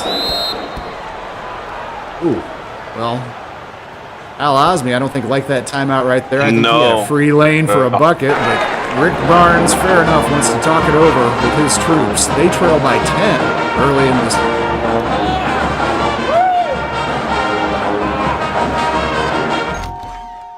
Hey, how you doing? I got 2 large pizzas for Rudy.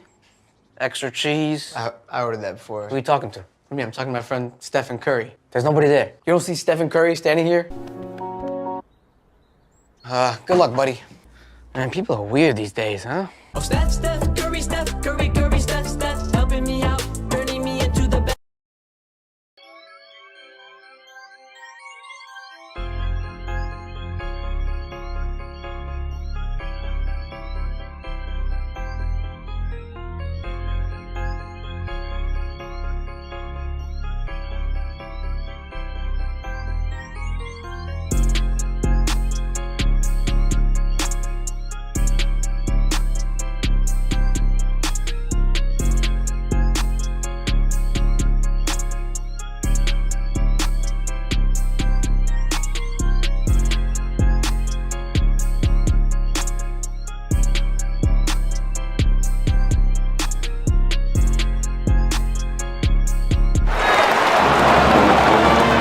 Early going, but Texas out early, led by Tennessee native on the squad, DeMonte Claudio, 7 points, 2 boards, and a block.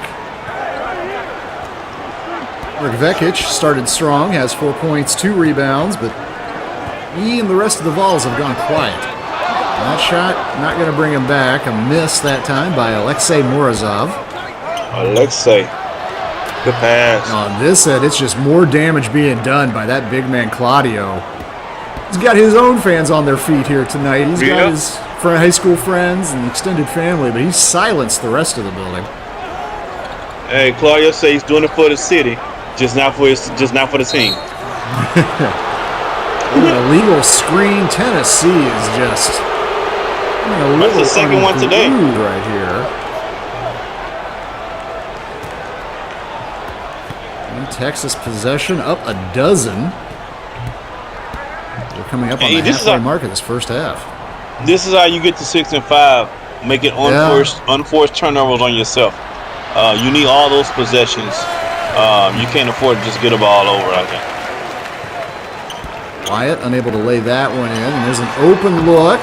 Is that a 3? Good shot. Just calling it a 2. That's a 2. Just calling it a 2. Yeah, he was 11 and a half, and he's well in the size 11 for that to be counted a 3. Magic. Morozov on him. Puts up a screen. Mismatch. Yep. Wyatt, smaller defender on him. And gonna try to take it to him here. Shoot over. Morozov gets it to go. 24-12, we got the double up going on. The timeout as we are just under the halfway mark here in the first half. So far, my man, he said double up, Texas. Double up, I like that. The rare double up. Hey, when you get the double up, you got to call it, Rick.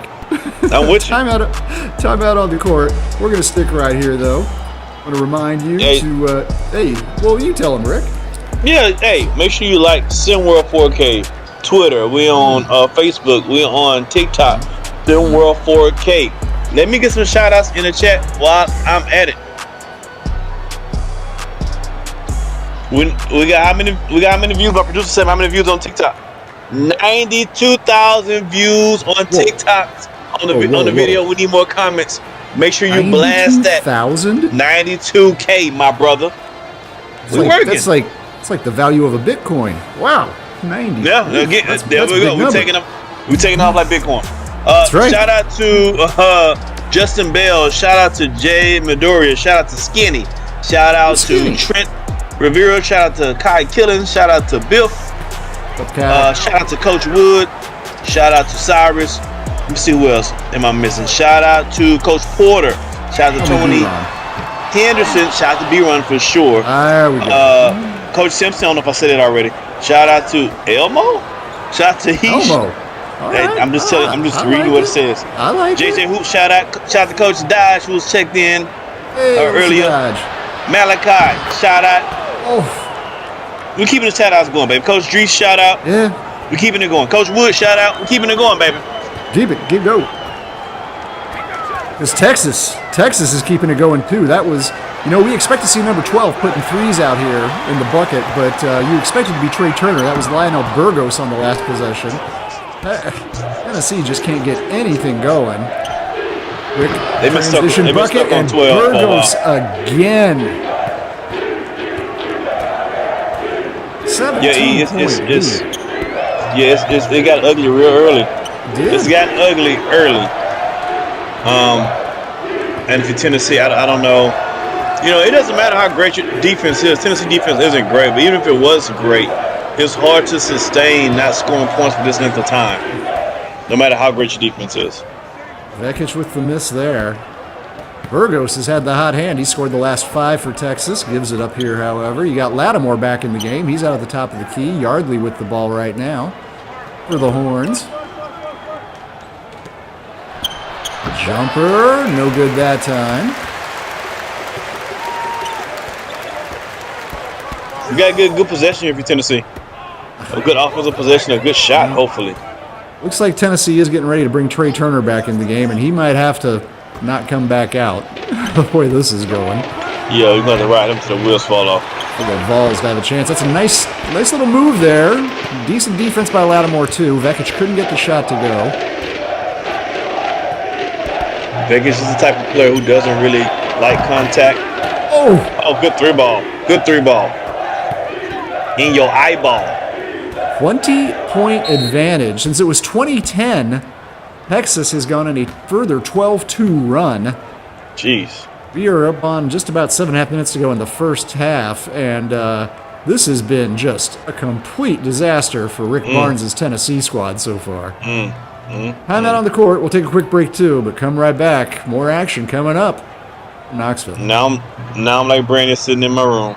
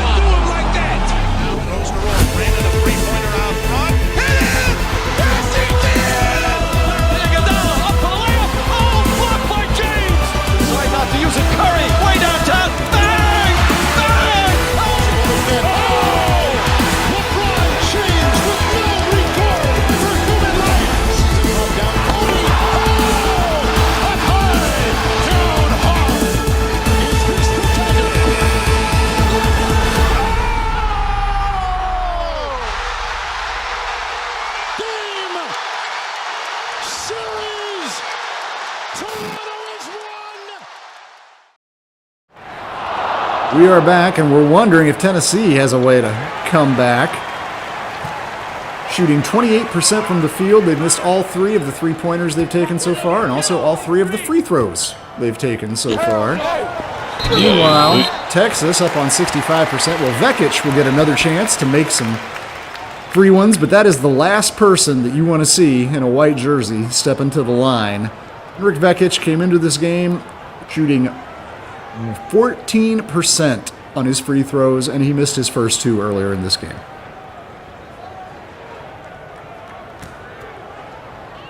Let's see. Let him gets quiet. Let him focus. Let him focus. Oh, close. Let him focus some more. Let him focus. I get quiet. Somebody's still breathing. Stop breathing. Vekic is shooting free throws. I better have not a single breathe. No peep. Maybe it's DeMonte Claudio's crew somewhere in the stands. Oh, you're right. You're right. Quiet, okay. quiet. Shh. Oh my God. Shh.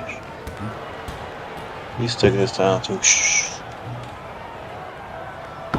Short, way short. Hey, you breathe. I heard you breathing. Anthony Young back in the game. He feeds. Can't get the bucket, but Burgos will go to the line. Burgos. Sophomore. Guard out of Crystal City. Well, hold on, Rick. I need you for a second. He's out of Crystal City, Texas. Now, you bring all my Texas local knowledge to the floor. So, do you know Crystal City? Can you give me any info? As a matter of fact, Crystal City is, I don't know where the hell Crystal City is. I have no idea. No. Well, Crystal City is. Well, I know Burgos, the pride of Crystal City. Yeah, he got to be. He's having a nice season. Him and his family members may make up Crystal City. I do not know where Crystal City is at all. He has been a really nice piece for Rodney Terry's squad so far this year, averaging a little bit more than 8 points per game, 3 rebounds, almost 2.5 assists, and shooting better than 50% from deep too. And Texas. He has a weird free throw regiment, but it works. Oh, the drive inside won't go, and just decent D. Puffo, nice dish there from Young, and it turns into a quick 2. They're running him out the gym. Yep. I can see a few players from Tennessee trading jerseys to put on the Texas jersey in the second half. Oh, good position. Gonna turn, try to score. Can't get it to go. The double up is rare, but when you get the triple up, triple up, I don't know what you're supposed to do with that. I don't know. I just don't know. Let me ask you this. If they come back and then end up being a double up again, do you say it again? Yeah, I think you come back to it every time. Yeah, you climbing the hill and coming back down. I'm living for those moments, E. I swear I'm living for those moments. For all you kids out there, that's a Sir Mix-a-Lot reference too. So Google it. Go to Wikipedia. You'll figure it out. Oh, you'll enjoy yourself. Just Google watch the Sir Mix-a-Lot video. You will thank us later. Your mom may not thank us, but you will. That was a clean look at a 3 right there for Trey Turner. But I guess if you're going to have the wheels come off the bus, you might as well have them all come off. Nothing working for Tennessee right here. And another they turnover. Can't even pass the ball. No. Tennessee just fundamentally discombobulated. There's, nothing going right for them. Yeah, I'm going to go ask the staff in Tennessee if they can lower their goal for a foot.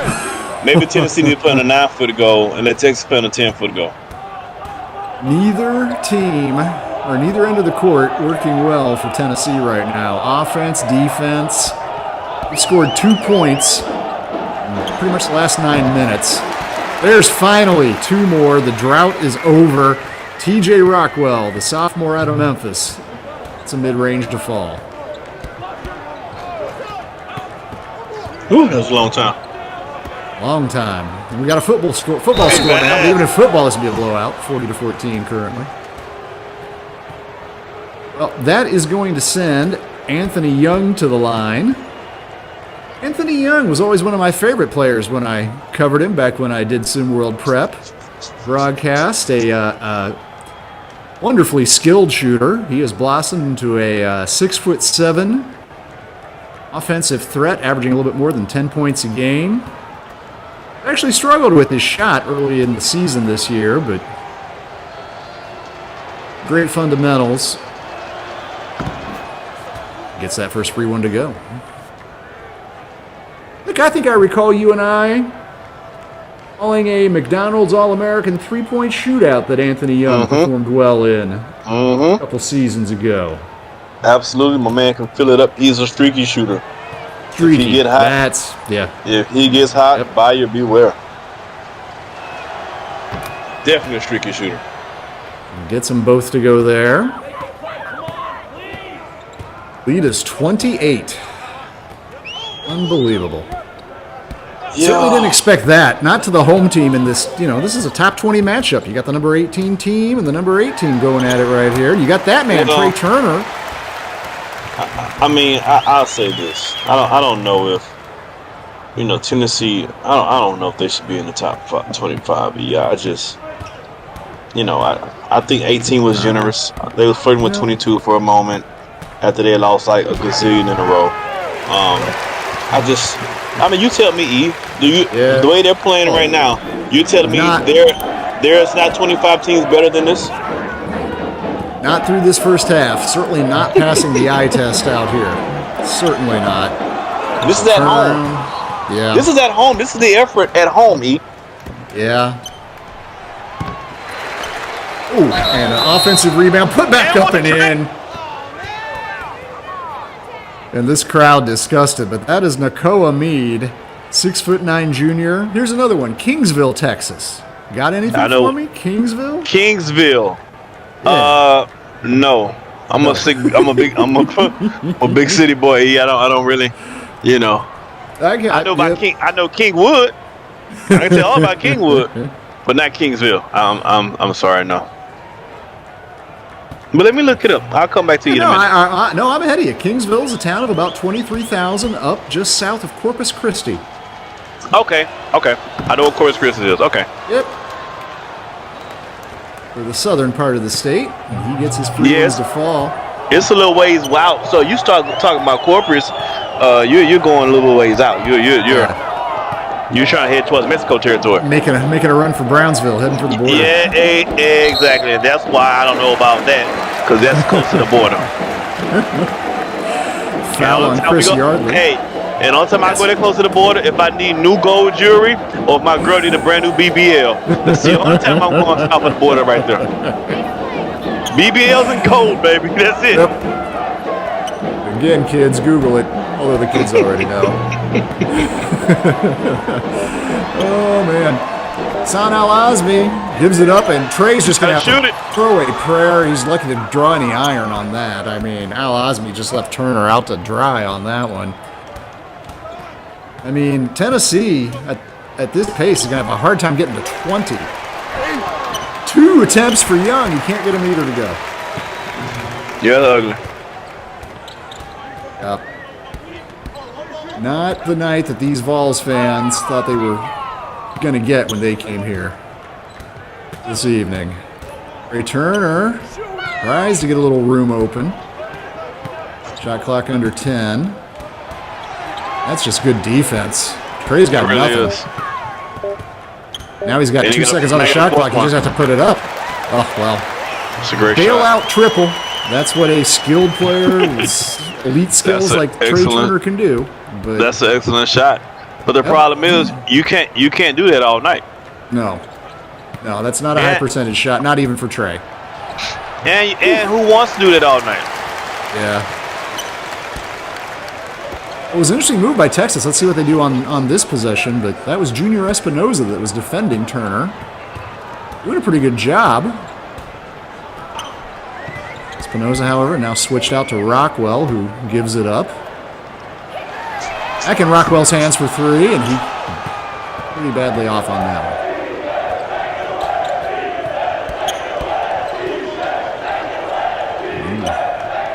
one. Meade had to pick up his dribble. Oh, that was a wild pass right there. UT they're getting sloppy because they got the game in hand right now, so they're getting a little sloppy. I'm sure the coach is going to talk to them about that in the next time out. Hey guys, Coach Terry. I know we're up. Yeah, let's not get crazy. Let's not get sloppy. Let's take care of the basketball. Well, maybe a chance for Tennessee to make a little mini run here into the first half. Once again, Rockwell inside, but he can't get that to go. Yeah, they so cold. They need to put them in the mini fridge. Yeah. AC tonight in Knoxville. Nice drive. Bucket wouldn't go, however. Tennessee keeping on trying to get something going in transition, but it's not really happening for them. That is their 9th miss in a row, E. This is crazy. Lionel Burgos gives it up to Espinoza. I'm gonna put on my sneakers. I'm gonna put on my sneakers, E. I'm checking in, E. I'm checking. No, who's gonna stop me? You can't say those guys are better. Who's gonna stop me, E? I'm putting on my sneakers. No, I can't really argue. Can't really argue. Hey, there's Trey Turner. Hits another triple. Well, Trey finally getting a little bit loose here. Oh. Espinoza can't hit on that one.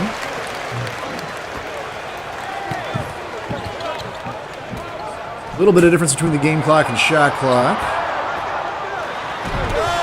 That's a tough interior shot, won't go, but picks up his own rebound right there. That's Jamal Moore. Gray once again, 3 in a row. He gets it. He's on automatic. He cut this lead back down to 20, which closer than it's been in some time. I'll give him that. There's Anthony Young has it. He gets off that Sean Marion sort of looking form shot there. Very unique shot that Young uncorks, but he's effective with it. He's a streaky shooter. Ray Turner got on a hot streak there at the end. Closed with 3 threes to get him going, but still a 20-point lead for the Road Warrior Texas Longhorns tonight. And I don't even know if you can pick out a single, star to highlight, really, Rick. I mean, DeMonte Claudio, the big man, started strong, but we've seen Anthony Young, Arthur Lattimore, Vincent Magic, Lionel Burgos all have nice moments. It's been a team effort. Yeah, it's been a total team effort for the UT team. It's been a total team letdown for the Tennessee guys, except for Trey Turner. Listen, I don't know what Rick Bourne and Rick Bourne's playing against his former team that he formerly coached. That's right. So you know he's really perturbed at the way the energy this guy is playing right now. He's getting outplayed, outcoached, and the Tennessee Volunteers are getting outclassed right now on their home court. Texas on top by 20. Quick break for halftime, but don't go anywhere. We're going to come back with the second half after a brief message.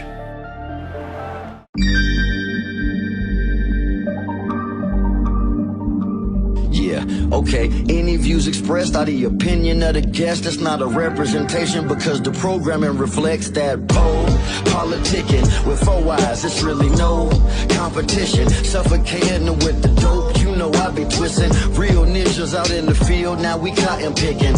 Not to mention our intention to cover topics and many of the subjects. I got more lines than the deli at the Publix. With King Pharaoh, pole politicking, I'm pistol whipping. Rappers jeopardizing hip-hop position. My opposition, intuition, prediction like writers on The Simpsons.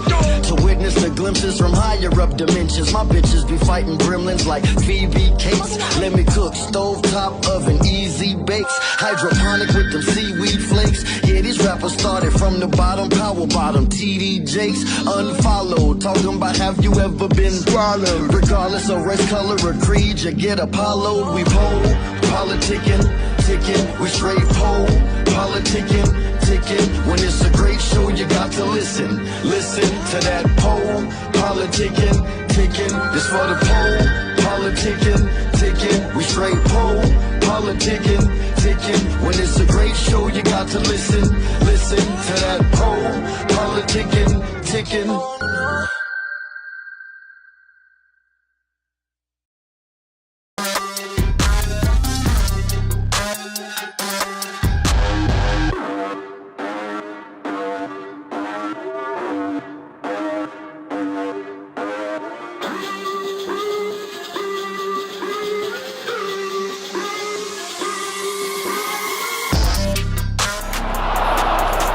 All right, big lead for the Texas Longhorns. Got a fellow Texan behind the microphone here, Rick. Did you expect to see these guys come? I mean, look, they're on a heater. Yep. knocked off Kentucky. That's a good team there. Yeah. I think this team might be underrated. We talked about maybe Tennessee doesn't deserve that 18 ranking. I'm not sure. There are really 7 teams better than Texas out there in the U level right now. I mean, not as of late. So I'm sure once the updated power rankings come out, SP rankings come out, I'm sure they're going to be above 8 at this point in time. They took care of Kentucky, and right now they're dog walking Tennessee at home. So they've definitely shown that they're, to me, a top 5 school right now in college basketball. I don't want to get carried away here, but between the 9-point, 3-point outburst of Trey Turner at the end of the first half and a strong little start in the first minute here, Tennessee trails by 16, and this is by far the closest the game has been since the 12-minute mark of the first half. I'm not going in with you right now. Hey, I'm not going in with you right in the second half. Trey Turner's 9 points. I'm not going in with you right now. I don't feel any more double ups, I'll put it that way. Ooh. No second chance there that time either for Rockwell. Opportunity lost. Lionel Burgos, he's the leading scorer, number 12 out there for Texas. I'm looking at the chat right now. Someone just said, Biff just says that he thinks Texas have a case for number 1. I don't know about that, Biff. Biff, I like UT, it's my guys. But going from 8 to 7, jumping up 7 slots, I don't know about that. That's too much. That's a trap. We call that traveling. You can't take that many steps.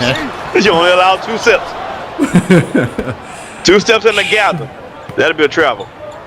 Shot there won't go. Malik Riles has had a tough night, the senior center for your Tennessee. 6'11" big man has just not been able to get it going. Arthur Lattimore has the ball. Oh, stepped out of bounds, didn't he? Yep, I thought he did right there. Lattimore had 6 points, 3 boards, steal and assist in that first half. Yeah, he didn't play a lot of minutes in the first half. They didn't really need him to play a lot of minutes in the first half either. Well, nobody really statistically jumps out at you, really, on either team from the first half. Burgos had 12 points. Anthony Young, 5 points, 5 boards. Trey Turner, 13 points, was the leading scorer. But obviously needs to do a lot more in the second half, and shoots over 2 defenders right there. Can't get it to go, and rebound ripped away, and up the other way comes Burgos. Burgos on the attack. Oh, the up and under. Oh, guard picks up his own rebound, however. Kicks it back out. Nice heady play there by Burgos to extend the possession. That was almost a top 10 nominee. Almost. Oh! Well, tried to find Young on that pass. Not happening. Yeah, UT's gotten sloppy. They got sloppy towards the end of the first half. They got real sloppy with the basketball.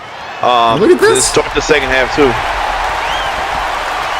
Kyrie Doak, 6'5" junior. Didn't have his name called very much in the first half, but Tennessee. Hey, look, they're down 16 points and they got more than 16 minutes to play. That is not a mountain you can't climb. And some tough defense. 3rd foul on Riles, but I don't think Coach Barnes is going to be upset with that on the Tennessee bench. Like seeing some toughness, like seeing some determination. They come earn it. That's what I'm saying. And hey, if you got 3 fouls, fine. Just stay in there, son. We losing by too many. I ain't got time for this. It's a Magic. Not a great free throw shooter. 58% on the season. He has to fix that. On the next level, you can't be shooting sub 60% from the line, especially at the guard position. Magic does get that first one to go. Vinson, scoring point guard, averaging more than a dozen a game. And actually, getting more rebounds than assists. 4.2 rebounds per game, just 3.6 assists on average. Got both of them there. Lead back up to 18.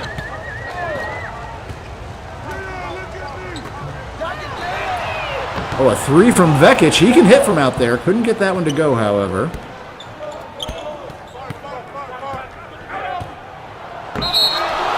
Magic on the drive, has it blocked. Oh. Whoa, what was that? Goaltend. A goaltend. Which, when it rains, it pours. Exactly. When it rains, it pours. Exactly. Maybe mercifully for Vols fans, we're not getting a replay on that because that would have been close at least. Yeah, and as hard as Tennessee has came out and played in this first half, you look up and they're still down 20. Yep. Ed trimmed it to 16. That's as close as we've been in a while. Vekic going to try another triple, and he gets this one to go. Like I said, Henrik Vekic can hit from outside. That is actually his 12th made three-pointer of the year, shooting about 33% from deep. Yeah, and I think that's going to be Vekic's game overall as he matures.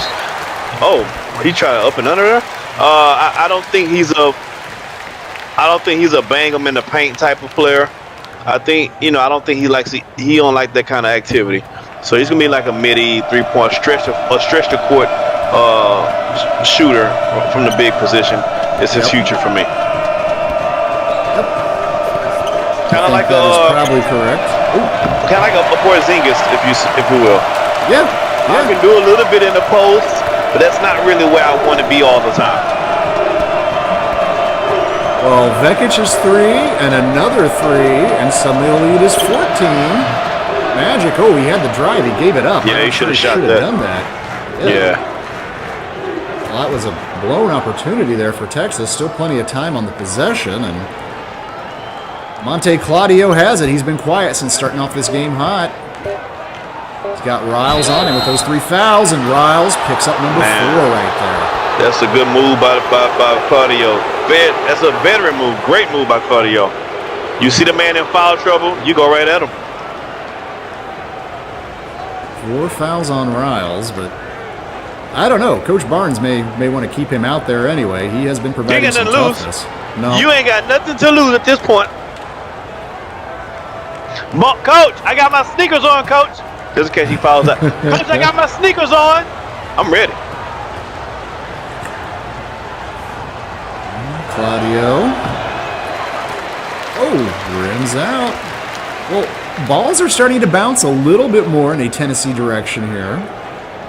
Again, I'm going to stand by this. 14 points with more than 14 minutes to play. That is not a safe lead. Hey, that means they have to score more, like a point a minute, and while pitching the shutout. Is what you're telling me? No. Well, they got to score more than a point. They should score more than a point a minute, I would hope. Okay. And while pitching the shutout? They're going to score more than a point a minute. I'll put it that way. Morazov has it for Tennessee, which has gotten hot from deep. Let's see if they try to do that again. They've got a player open out there. You got to make another. That is Mickey Hartman. Hey, the sharpshooting Israeli freshman. Lead is now 12. We get this down to single digits. Are you going to get any kind of nervous for this Tennessee lead, Rick? Now, if they get this bad boy down to single digits, we might have a game, ladies and gentlemen, if they can get it down to single digits. Well, they have, just the second half, got to be impressed with what Tennessee has done so far. They have a chance to get it down to 10 or even 9 on this possession, the way they've been shooting from outside. Yeah, definitely not. I don't want to discredit Tennessee, but I think it has more to do maybe with UT coming out flat the second half than it does Tennessee just. We'll see. We're gonna find out in a few moments what time it is. Texas tries to answer with a triple, and they do. Look at that. Do you know? Wow. Do you know what time it is? Tell me, do you know? Phoenix Wyatt, he is not a prolific three-point shooter either, shooting just 21%. That was only his 4th made 3 all year. And in fact, I think I saw Coach Terry getting up off the bench, getting ready to go crazy until it sunk. What they didn't know, he has the eye of the tiger. You don't have to shoot good when you got the eye of the tiger.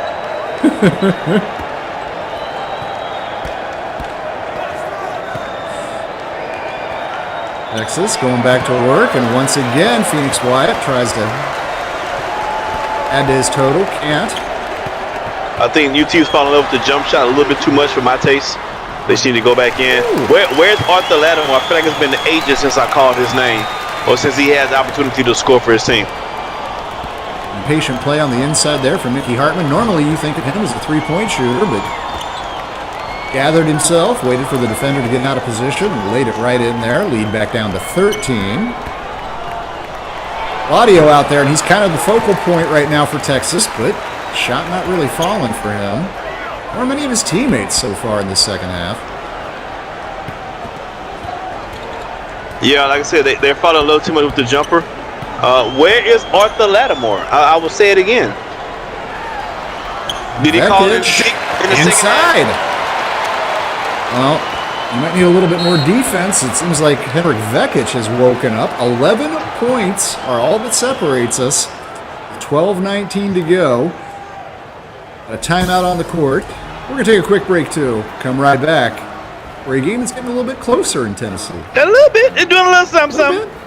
Kyrie Irving, Mello. What's up, Mello? Did you hear what Foot Locker is doing with the Week of Greatness? Dropping the freshest kicks as always. They're doing a lot more than that. Instead of using some big-name athletes and celebrities in the commercials, they're using them to do some good in the world. Are you sure? Yeah, Kyrie is me. Carmelo, of course I'm sure. I need to call Anthony Davis. He's gonna love this. What's up, Kyrie? I just heard. That's super cool they're doing that. I know. That's definitely gonna raise a few eyebrows. I'll talk to you later. Yo, Porzingis, you hear what Foot Locker's doing for the Week of Greatness this year? Well, James Harden, I assume they're dropping more hot new sneaker releases than ever? Of course, but they're also using all the big-name athletes and celebrities to do some good in the world. So instead of being in a commercial like usual, they're out in the real world doing good? That's cool. Using all the big-name athletes and celebs to do some good instead of being in a commercial? Sure is a cool idea. And my name isn't Damian Lillard. Gentlemen, the open house is over. You'll have to be on your way. What?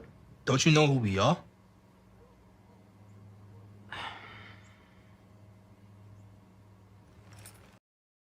11-point game, and Rick, Tennessee 0 for 5 on free throws. Think if they were just hitting maybe a few of those, even be tighter still.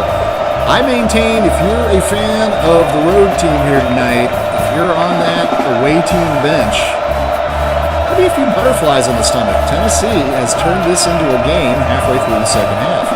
Well, I'm glad to hear that you're saying that because we thought it would be a game the entire time. We're actually surprised that it's been not a game so far. So hopefully they can turn the corner and we can have a really good game for this last 12 minutes to go in the second half. I'll say this.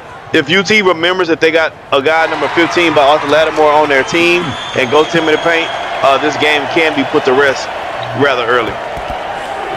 Texas 45-25 at halftime, but Tennessee winning the second half 19-10 so far. A tale of two halves. Claudio's still out there. Lattimore still on the bench, and that was close. I thought you might get a charge there on Claudio, but it's going the other way. Alonzi picks up the foul. All will stay down here with Texas. It's worth noting that Trey Turner still getting a little bit of a rest right now, too. Oh, he need to come in back in soon. Lattimore on the bench. Vincent Magic's out there. He whips it inside, but the shot clock's winding down. Does get the shot just in time. Gets the shot off. That was very, very close, but Javonte Minton gets it up and in. And UT got so many guys who could score for their team, right? We've called out pretty much everybody's name on the court on their team who scored a bucket tonight. Short on that attempt. Hartman from deep. Now some subs getting ready to come in for Tennessee at least. Trey Turner, Henrik Vekic getting ready to re-enter the game. Still no signs of movement on that Longhorn bench. Ooh, tough drive, second chance. Goes up and in. Great. Ghassan Al-Azmi has had impressive moments tonight. Again, he's not going to be a stat star for you, but had some nice moments. He's played solid tonight. Yes, he has. Claudio going to work. Yeah. You're going to work. You're getting the job done. He go to work, E. He gets the job done. Vekic on the bench and Riles with 4 fouls. Tennessee a little bit undersized, particularly when they're trying to handle the 7'2" Monte Claudio.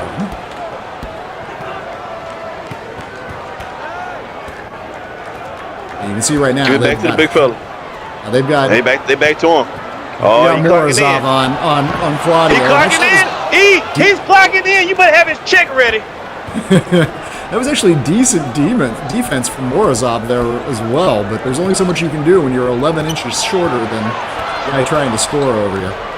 Let me say something, E. I don't care what you're doing. If you're 11 inches short in anything, you're in last place.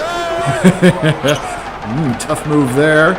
Again, decent shot from Al-Azmi, but couldn't score over Claudio, who comes up with the rebound, sends it up the other way. See if they get it back in Claudio's hands this possession. I don't see why you won't. And Yard works it into him. There you go. Oh, he steps out of bounds. Yeah, that's going the other way. Nice defense from Al-Azmi. Nah, he was pushed. You think he was pushed? He was pushed. Yeah, he was pushed out. He was pushed out. I mean, it don't count. They didn't call it, but he was pushed out.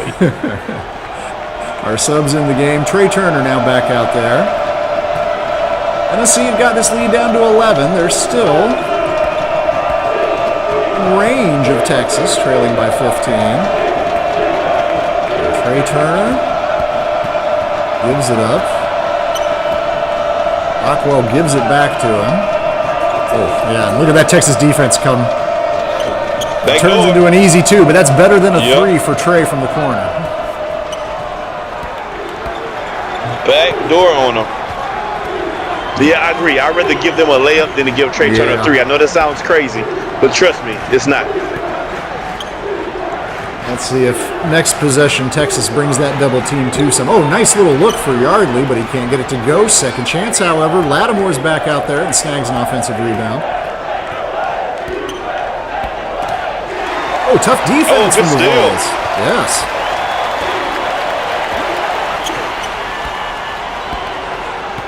Rockwell left alone. That's just too easy. That's a good move. E.J. Rockwell. It's again 11 points, but this has been the high water mark for the Vols. Still looking to get it under 10.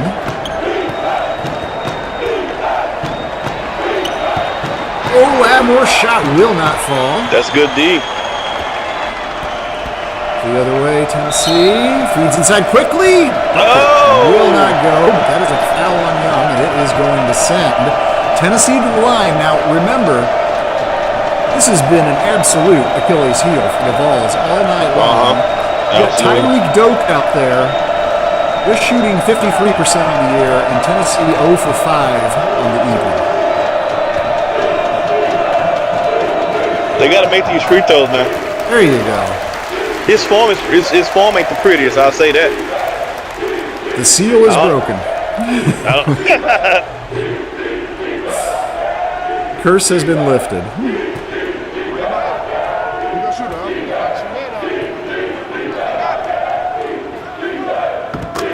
And Tennessee has cut the lead to 9. Single digits for the first time. Do we have a game here? We might have a game on our hands. We have a game? Hey! We got a dunk. Yep. Lattimore. Not a big night for Lattimore. Nice play right there. 63-52. Arthur is in double digits now. 3 players on Texas with 10 or more. DeMonte Claudio leading the way. He's got 14 points, 6 rebounds, and 2 blocks. Trey Turner, still your leading scorer for Tennessee with the 13 that he had at halftime. Yeah, and I think that says it all.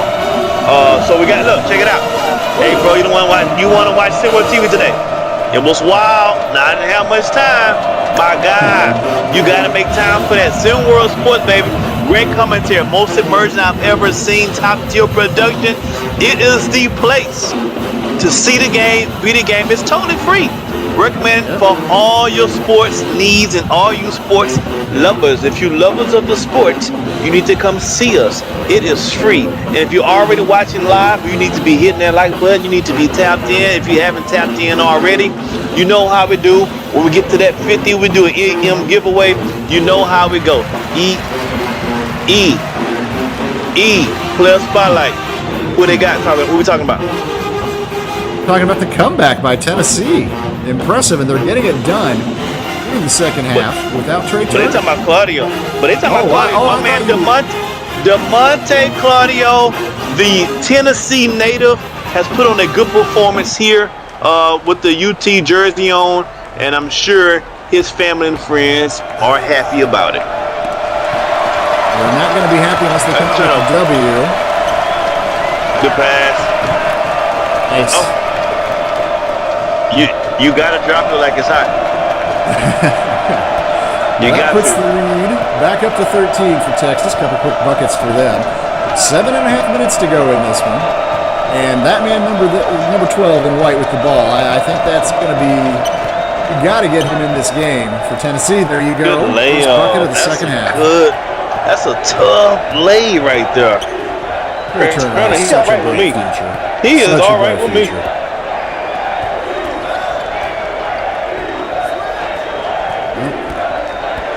Texas content to run a little bit of clock off on these possessions. Oh, but turns over. That's what you can't do. You can't have these empty offensive possessions. Rockwell had a nice look at a three, and that could have been big. That would have got this crowd into this game too, but left it short. Yeah. And I think at this point in the game, I think all the offenses run through Trey Turner. Oh, a dagger from Burgos. That breaks your back right there. That hurts your heart right there, E. That hurts your heart. Crystal City in the house. Crystal City in the house. Crystal City in the house. Henrik Vekic couldn't get it to go. Reloads. Oh my God. Can't get that either, but he does pick up the foul. That's going to go on Claudio. Yeah, but he's shooting 16% from the free throw line. He's shooting less than that. For Tennessee right now. He came into the night shooting 14% from the line. Oh, he's like at 9% right now. He is 0 for 4 so far tonight. He's at 7%. I've never seen that before. Carried a 3 earlier. He Get him out. He is mentally. Can't win with him. Can't win with him. Yips. He's got the yips. Can't do it. Can't win with him. Get him out of here. Can't do it. A terrible case of the yips affecting the Serbian. Oh, and he doesn't even get anything. Come on, bro. Come on, bro. Come on, bro. Oh. Come on, bro. Come on, bro. That is pretty remarkable. And the crowd totally silenced. That is just. Come on, bro. What case we of the doing? yips. Reminds me of the yips. Reminds me of Nick Anderson. After Nick Anderson forgot how to shoot free throws. Back in the day. Yips, a term that is normally more commonly applied to baseball, I think, but absolutely applies to Henrik Vekic. And that just take the air out of this whole building. Lead back up to 16 points. Young looking to end it. Almost does. And Claudio back up and in. Woo! Boy, I tell you. Well, I tell you. Tennessee pulled this back to single digits. But you know my mom used to say, if you have nothing nice to say, don't say nothing at all. That's where I'm at right now. That's where I'm at right now. Well, chance to extend the lead back up to 20. Oh, and the reverse. 20-point lead. Closing in on 5 minutes to go, and I can see some folks starting to get up out of their seats. And head to the parking lot. The free throw air ball did it. I'm sorry. Yeah. I'm sorry. Yeah. The free throw air ball, when you're trying to get back in the game, the free throw air ball did it. He is now shooting on the season 4% from the free throw line. Bro, the free throw air ball took all the air out the stadium, and people are leaving now. That did it. Oh, and look at that! But he can get a tough mid range. No, I'm not looking at. Nope, I didn't see it. I'm not seeing that. You know, man. When your girlfriend does something to you that's so terrible, it ain't no. I don't care what you do after that. It's like, nah, I can't go back to that. What you did was just inexcusable. Free throw air balls inexcusable. There's a dunk for Trey Turner. Pad his stats a little bit, although he's going to, unless he finishes strong here, he's going to be well under his 23-plus point average. But for Tennessee, they might have to get psychologists on this staff because the Vols are just having a nightmare from the free throw line. And you know what? Vekic is definitely the worst offender.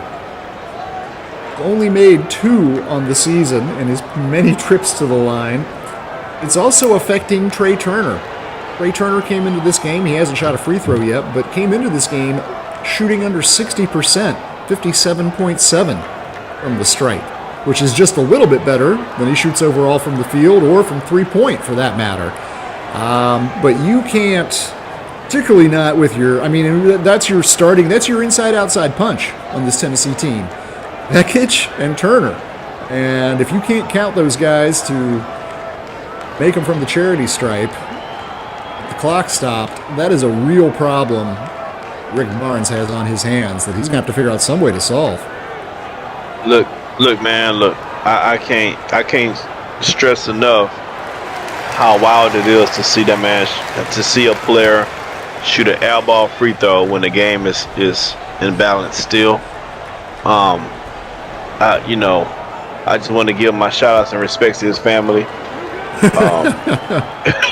You watching back in Vranje, Serbia. You guys stay safe. Luckily, they probably not watching it. Luckily, everybody in Serbia is not watching this right now. Yeah, you guys stay safe. Yeah, no, I mean, that was tough to watch. That might be the toughest Serbian thing I've had to watch since I watched a Serbian film a few years ago. Again, if you don't know what that is, look that up, but maybe don't watch it. It's not easy. I'll put it that way. 18-point lead, 3.5 minutes to go, and pretty much it's just stat padding time. Trey going to take a triple and can't get that one to go. And the question is, if you're Rick Barnes, obviously your team is going to be out to 25. At least they should be. I don't know how they stayed in here this long. They're anyway, going to fall. Let's put it that way. If you're Rick Barnes, where do you go from here as a team? Yeah. Again, yeah. I suggested earlier in the game, you might want to consider bringing Vekic off the bench. But even that, you got to find some. This is not working. It's so you know that now, teams, there's tiers to winning. You know the way that UT come in and put it on you. You're not in that tier group. I don't think you're. Again, I'm not sure. Out of 24 of the teams in the top 25, I'm not 100% sure you could beat any of them on any given night. So if you're Rick Barnes, if you're the Tennessee Vols, there's a lot of soul searching going on right now. A lot of soul searching, and I'm sure Coach Barnes is buying a lot of bottles of wine right now as well, because those nights are getting longer and longer. Well, let's just look at the numbers. Tennessee getting badly out-rebounded on the night. Texas leading that category, 40-29. Texas shooting 50% from the field. Tennessee, 38.5%. Texas, 12 trips to the line. They've converted 11 of them. Tennessee, just 2 for 9 as a team. The free throw stripe. And Malik Riles, it's a night for him. He actually leads Tennessee in rebounding with 7, but he picked up those 4 fouls. He's been out of the game. Long stretches. There's just not too many highlights to look at here. Trey Turner is up to 17 points now. He's hit 3 or 4 triples, but this is not going to be a memorable night that he's going to look back on over the course of his college career. I mean, let's just put it this way. Everybody on UT's team has scored except one person. Yeah. Everybody on the team except one has scored tonight. Yeah, Junior Espinoza, the only scoreless player on Texas. And he actually did get a few minutes earlier. He got 5 minutes. Yeah, he's played 5 minutes tonight. Played some good defense, actually. They stuck him right on track. He's the only person that has not scored tonight on this UT team. They've just been giving it to him round after round after round after round after round after round. Well, we got Henrik Vekic, another trip to the line. Oh, this is going to be fun. Vekic, 0 for 6 so far, 0 for 7. Okay. Hey, he hit that rim, though. He did. Let's go, Big Vic. Let's go, baby. Vincent Magic still out there. We're under 2 minutes to go now as Texas just kind of winding this out. Oh, what a little spin from Vincent Magic. Couldn't convert it, however. Another rebound for Henrik Vekic.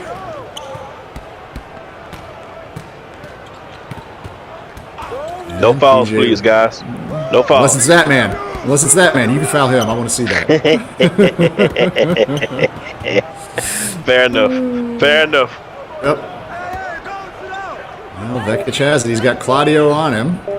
Oh, Claudio, I think, was trying to pick up a foul.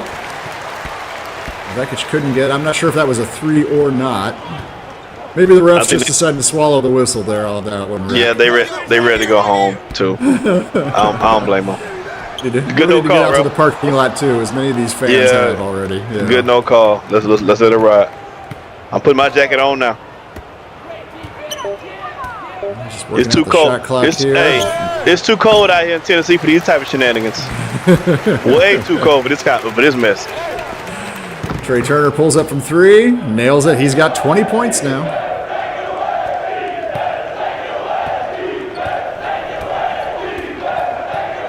$14-point margin, but this game was truly never that close after about the 5-minute mark. Yeah, it looks gonna look like Tennessee fought hard, but man, it was. Did you see that air ball rebound? I mean, free throw. I did catch that. Okay, all right. I was unhappy about it, but I did. I just want to make sure you saw that in real time. Hey, you got some guys. You got a few people on Texas kind of competing for our MVP here. Lionel Burgos leading the way in scoring. He also got 7 rebounds, 3 assists. DeMonte Claudio, 16 points, 7 rebounds, 3 assists, a couple blocks. Well, Lattimore, my MVP, 16 points. My MVP for UT is very simple. It's very easy to me. And it's a no-brainer. Who's that? It's Henry Vekic. Oh, man. Well, that's tough but fair. 82-67. Not the result the home fans were hoping for tonight. Not the result that Rick Barnes and Trey Turner hoped for. They have a few things to work out. Some dejected body language you can see there. Players wearing those white jerseys. But, hey, we hope you enjoyed it. We hope you're going to be coming back soon here with us.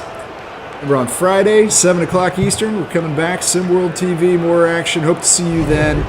Remember, folks, this is the only place where you can see the game, be the game. Yeah, baby! This has been a presentation of SimWorld Sports.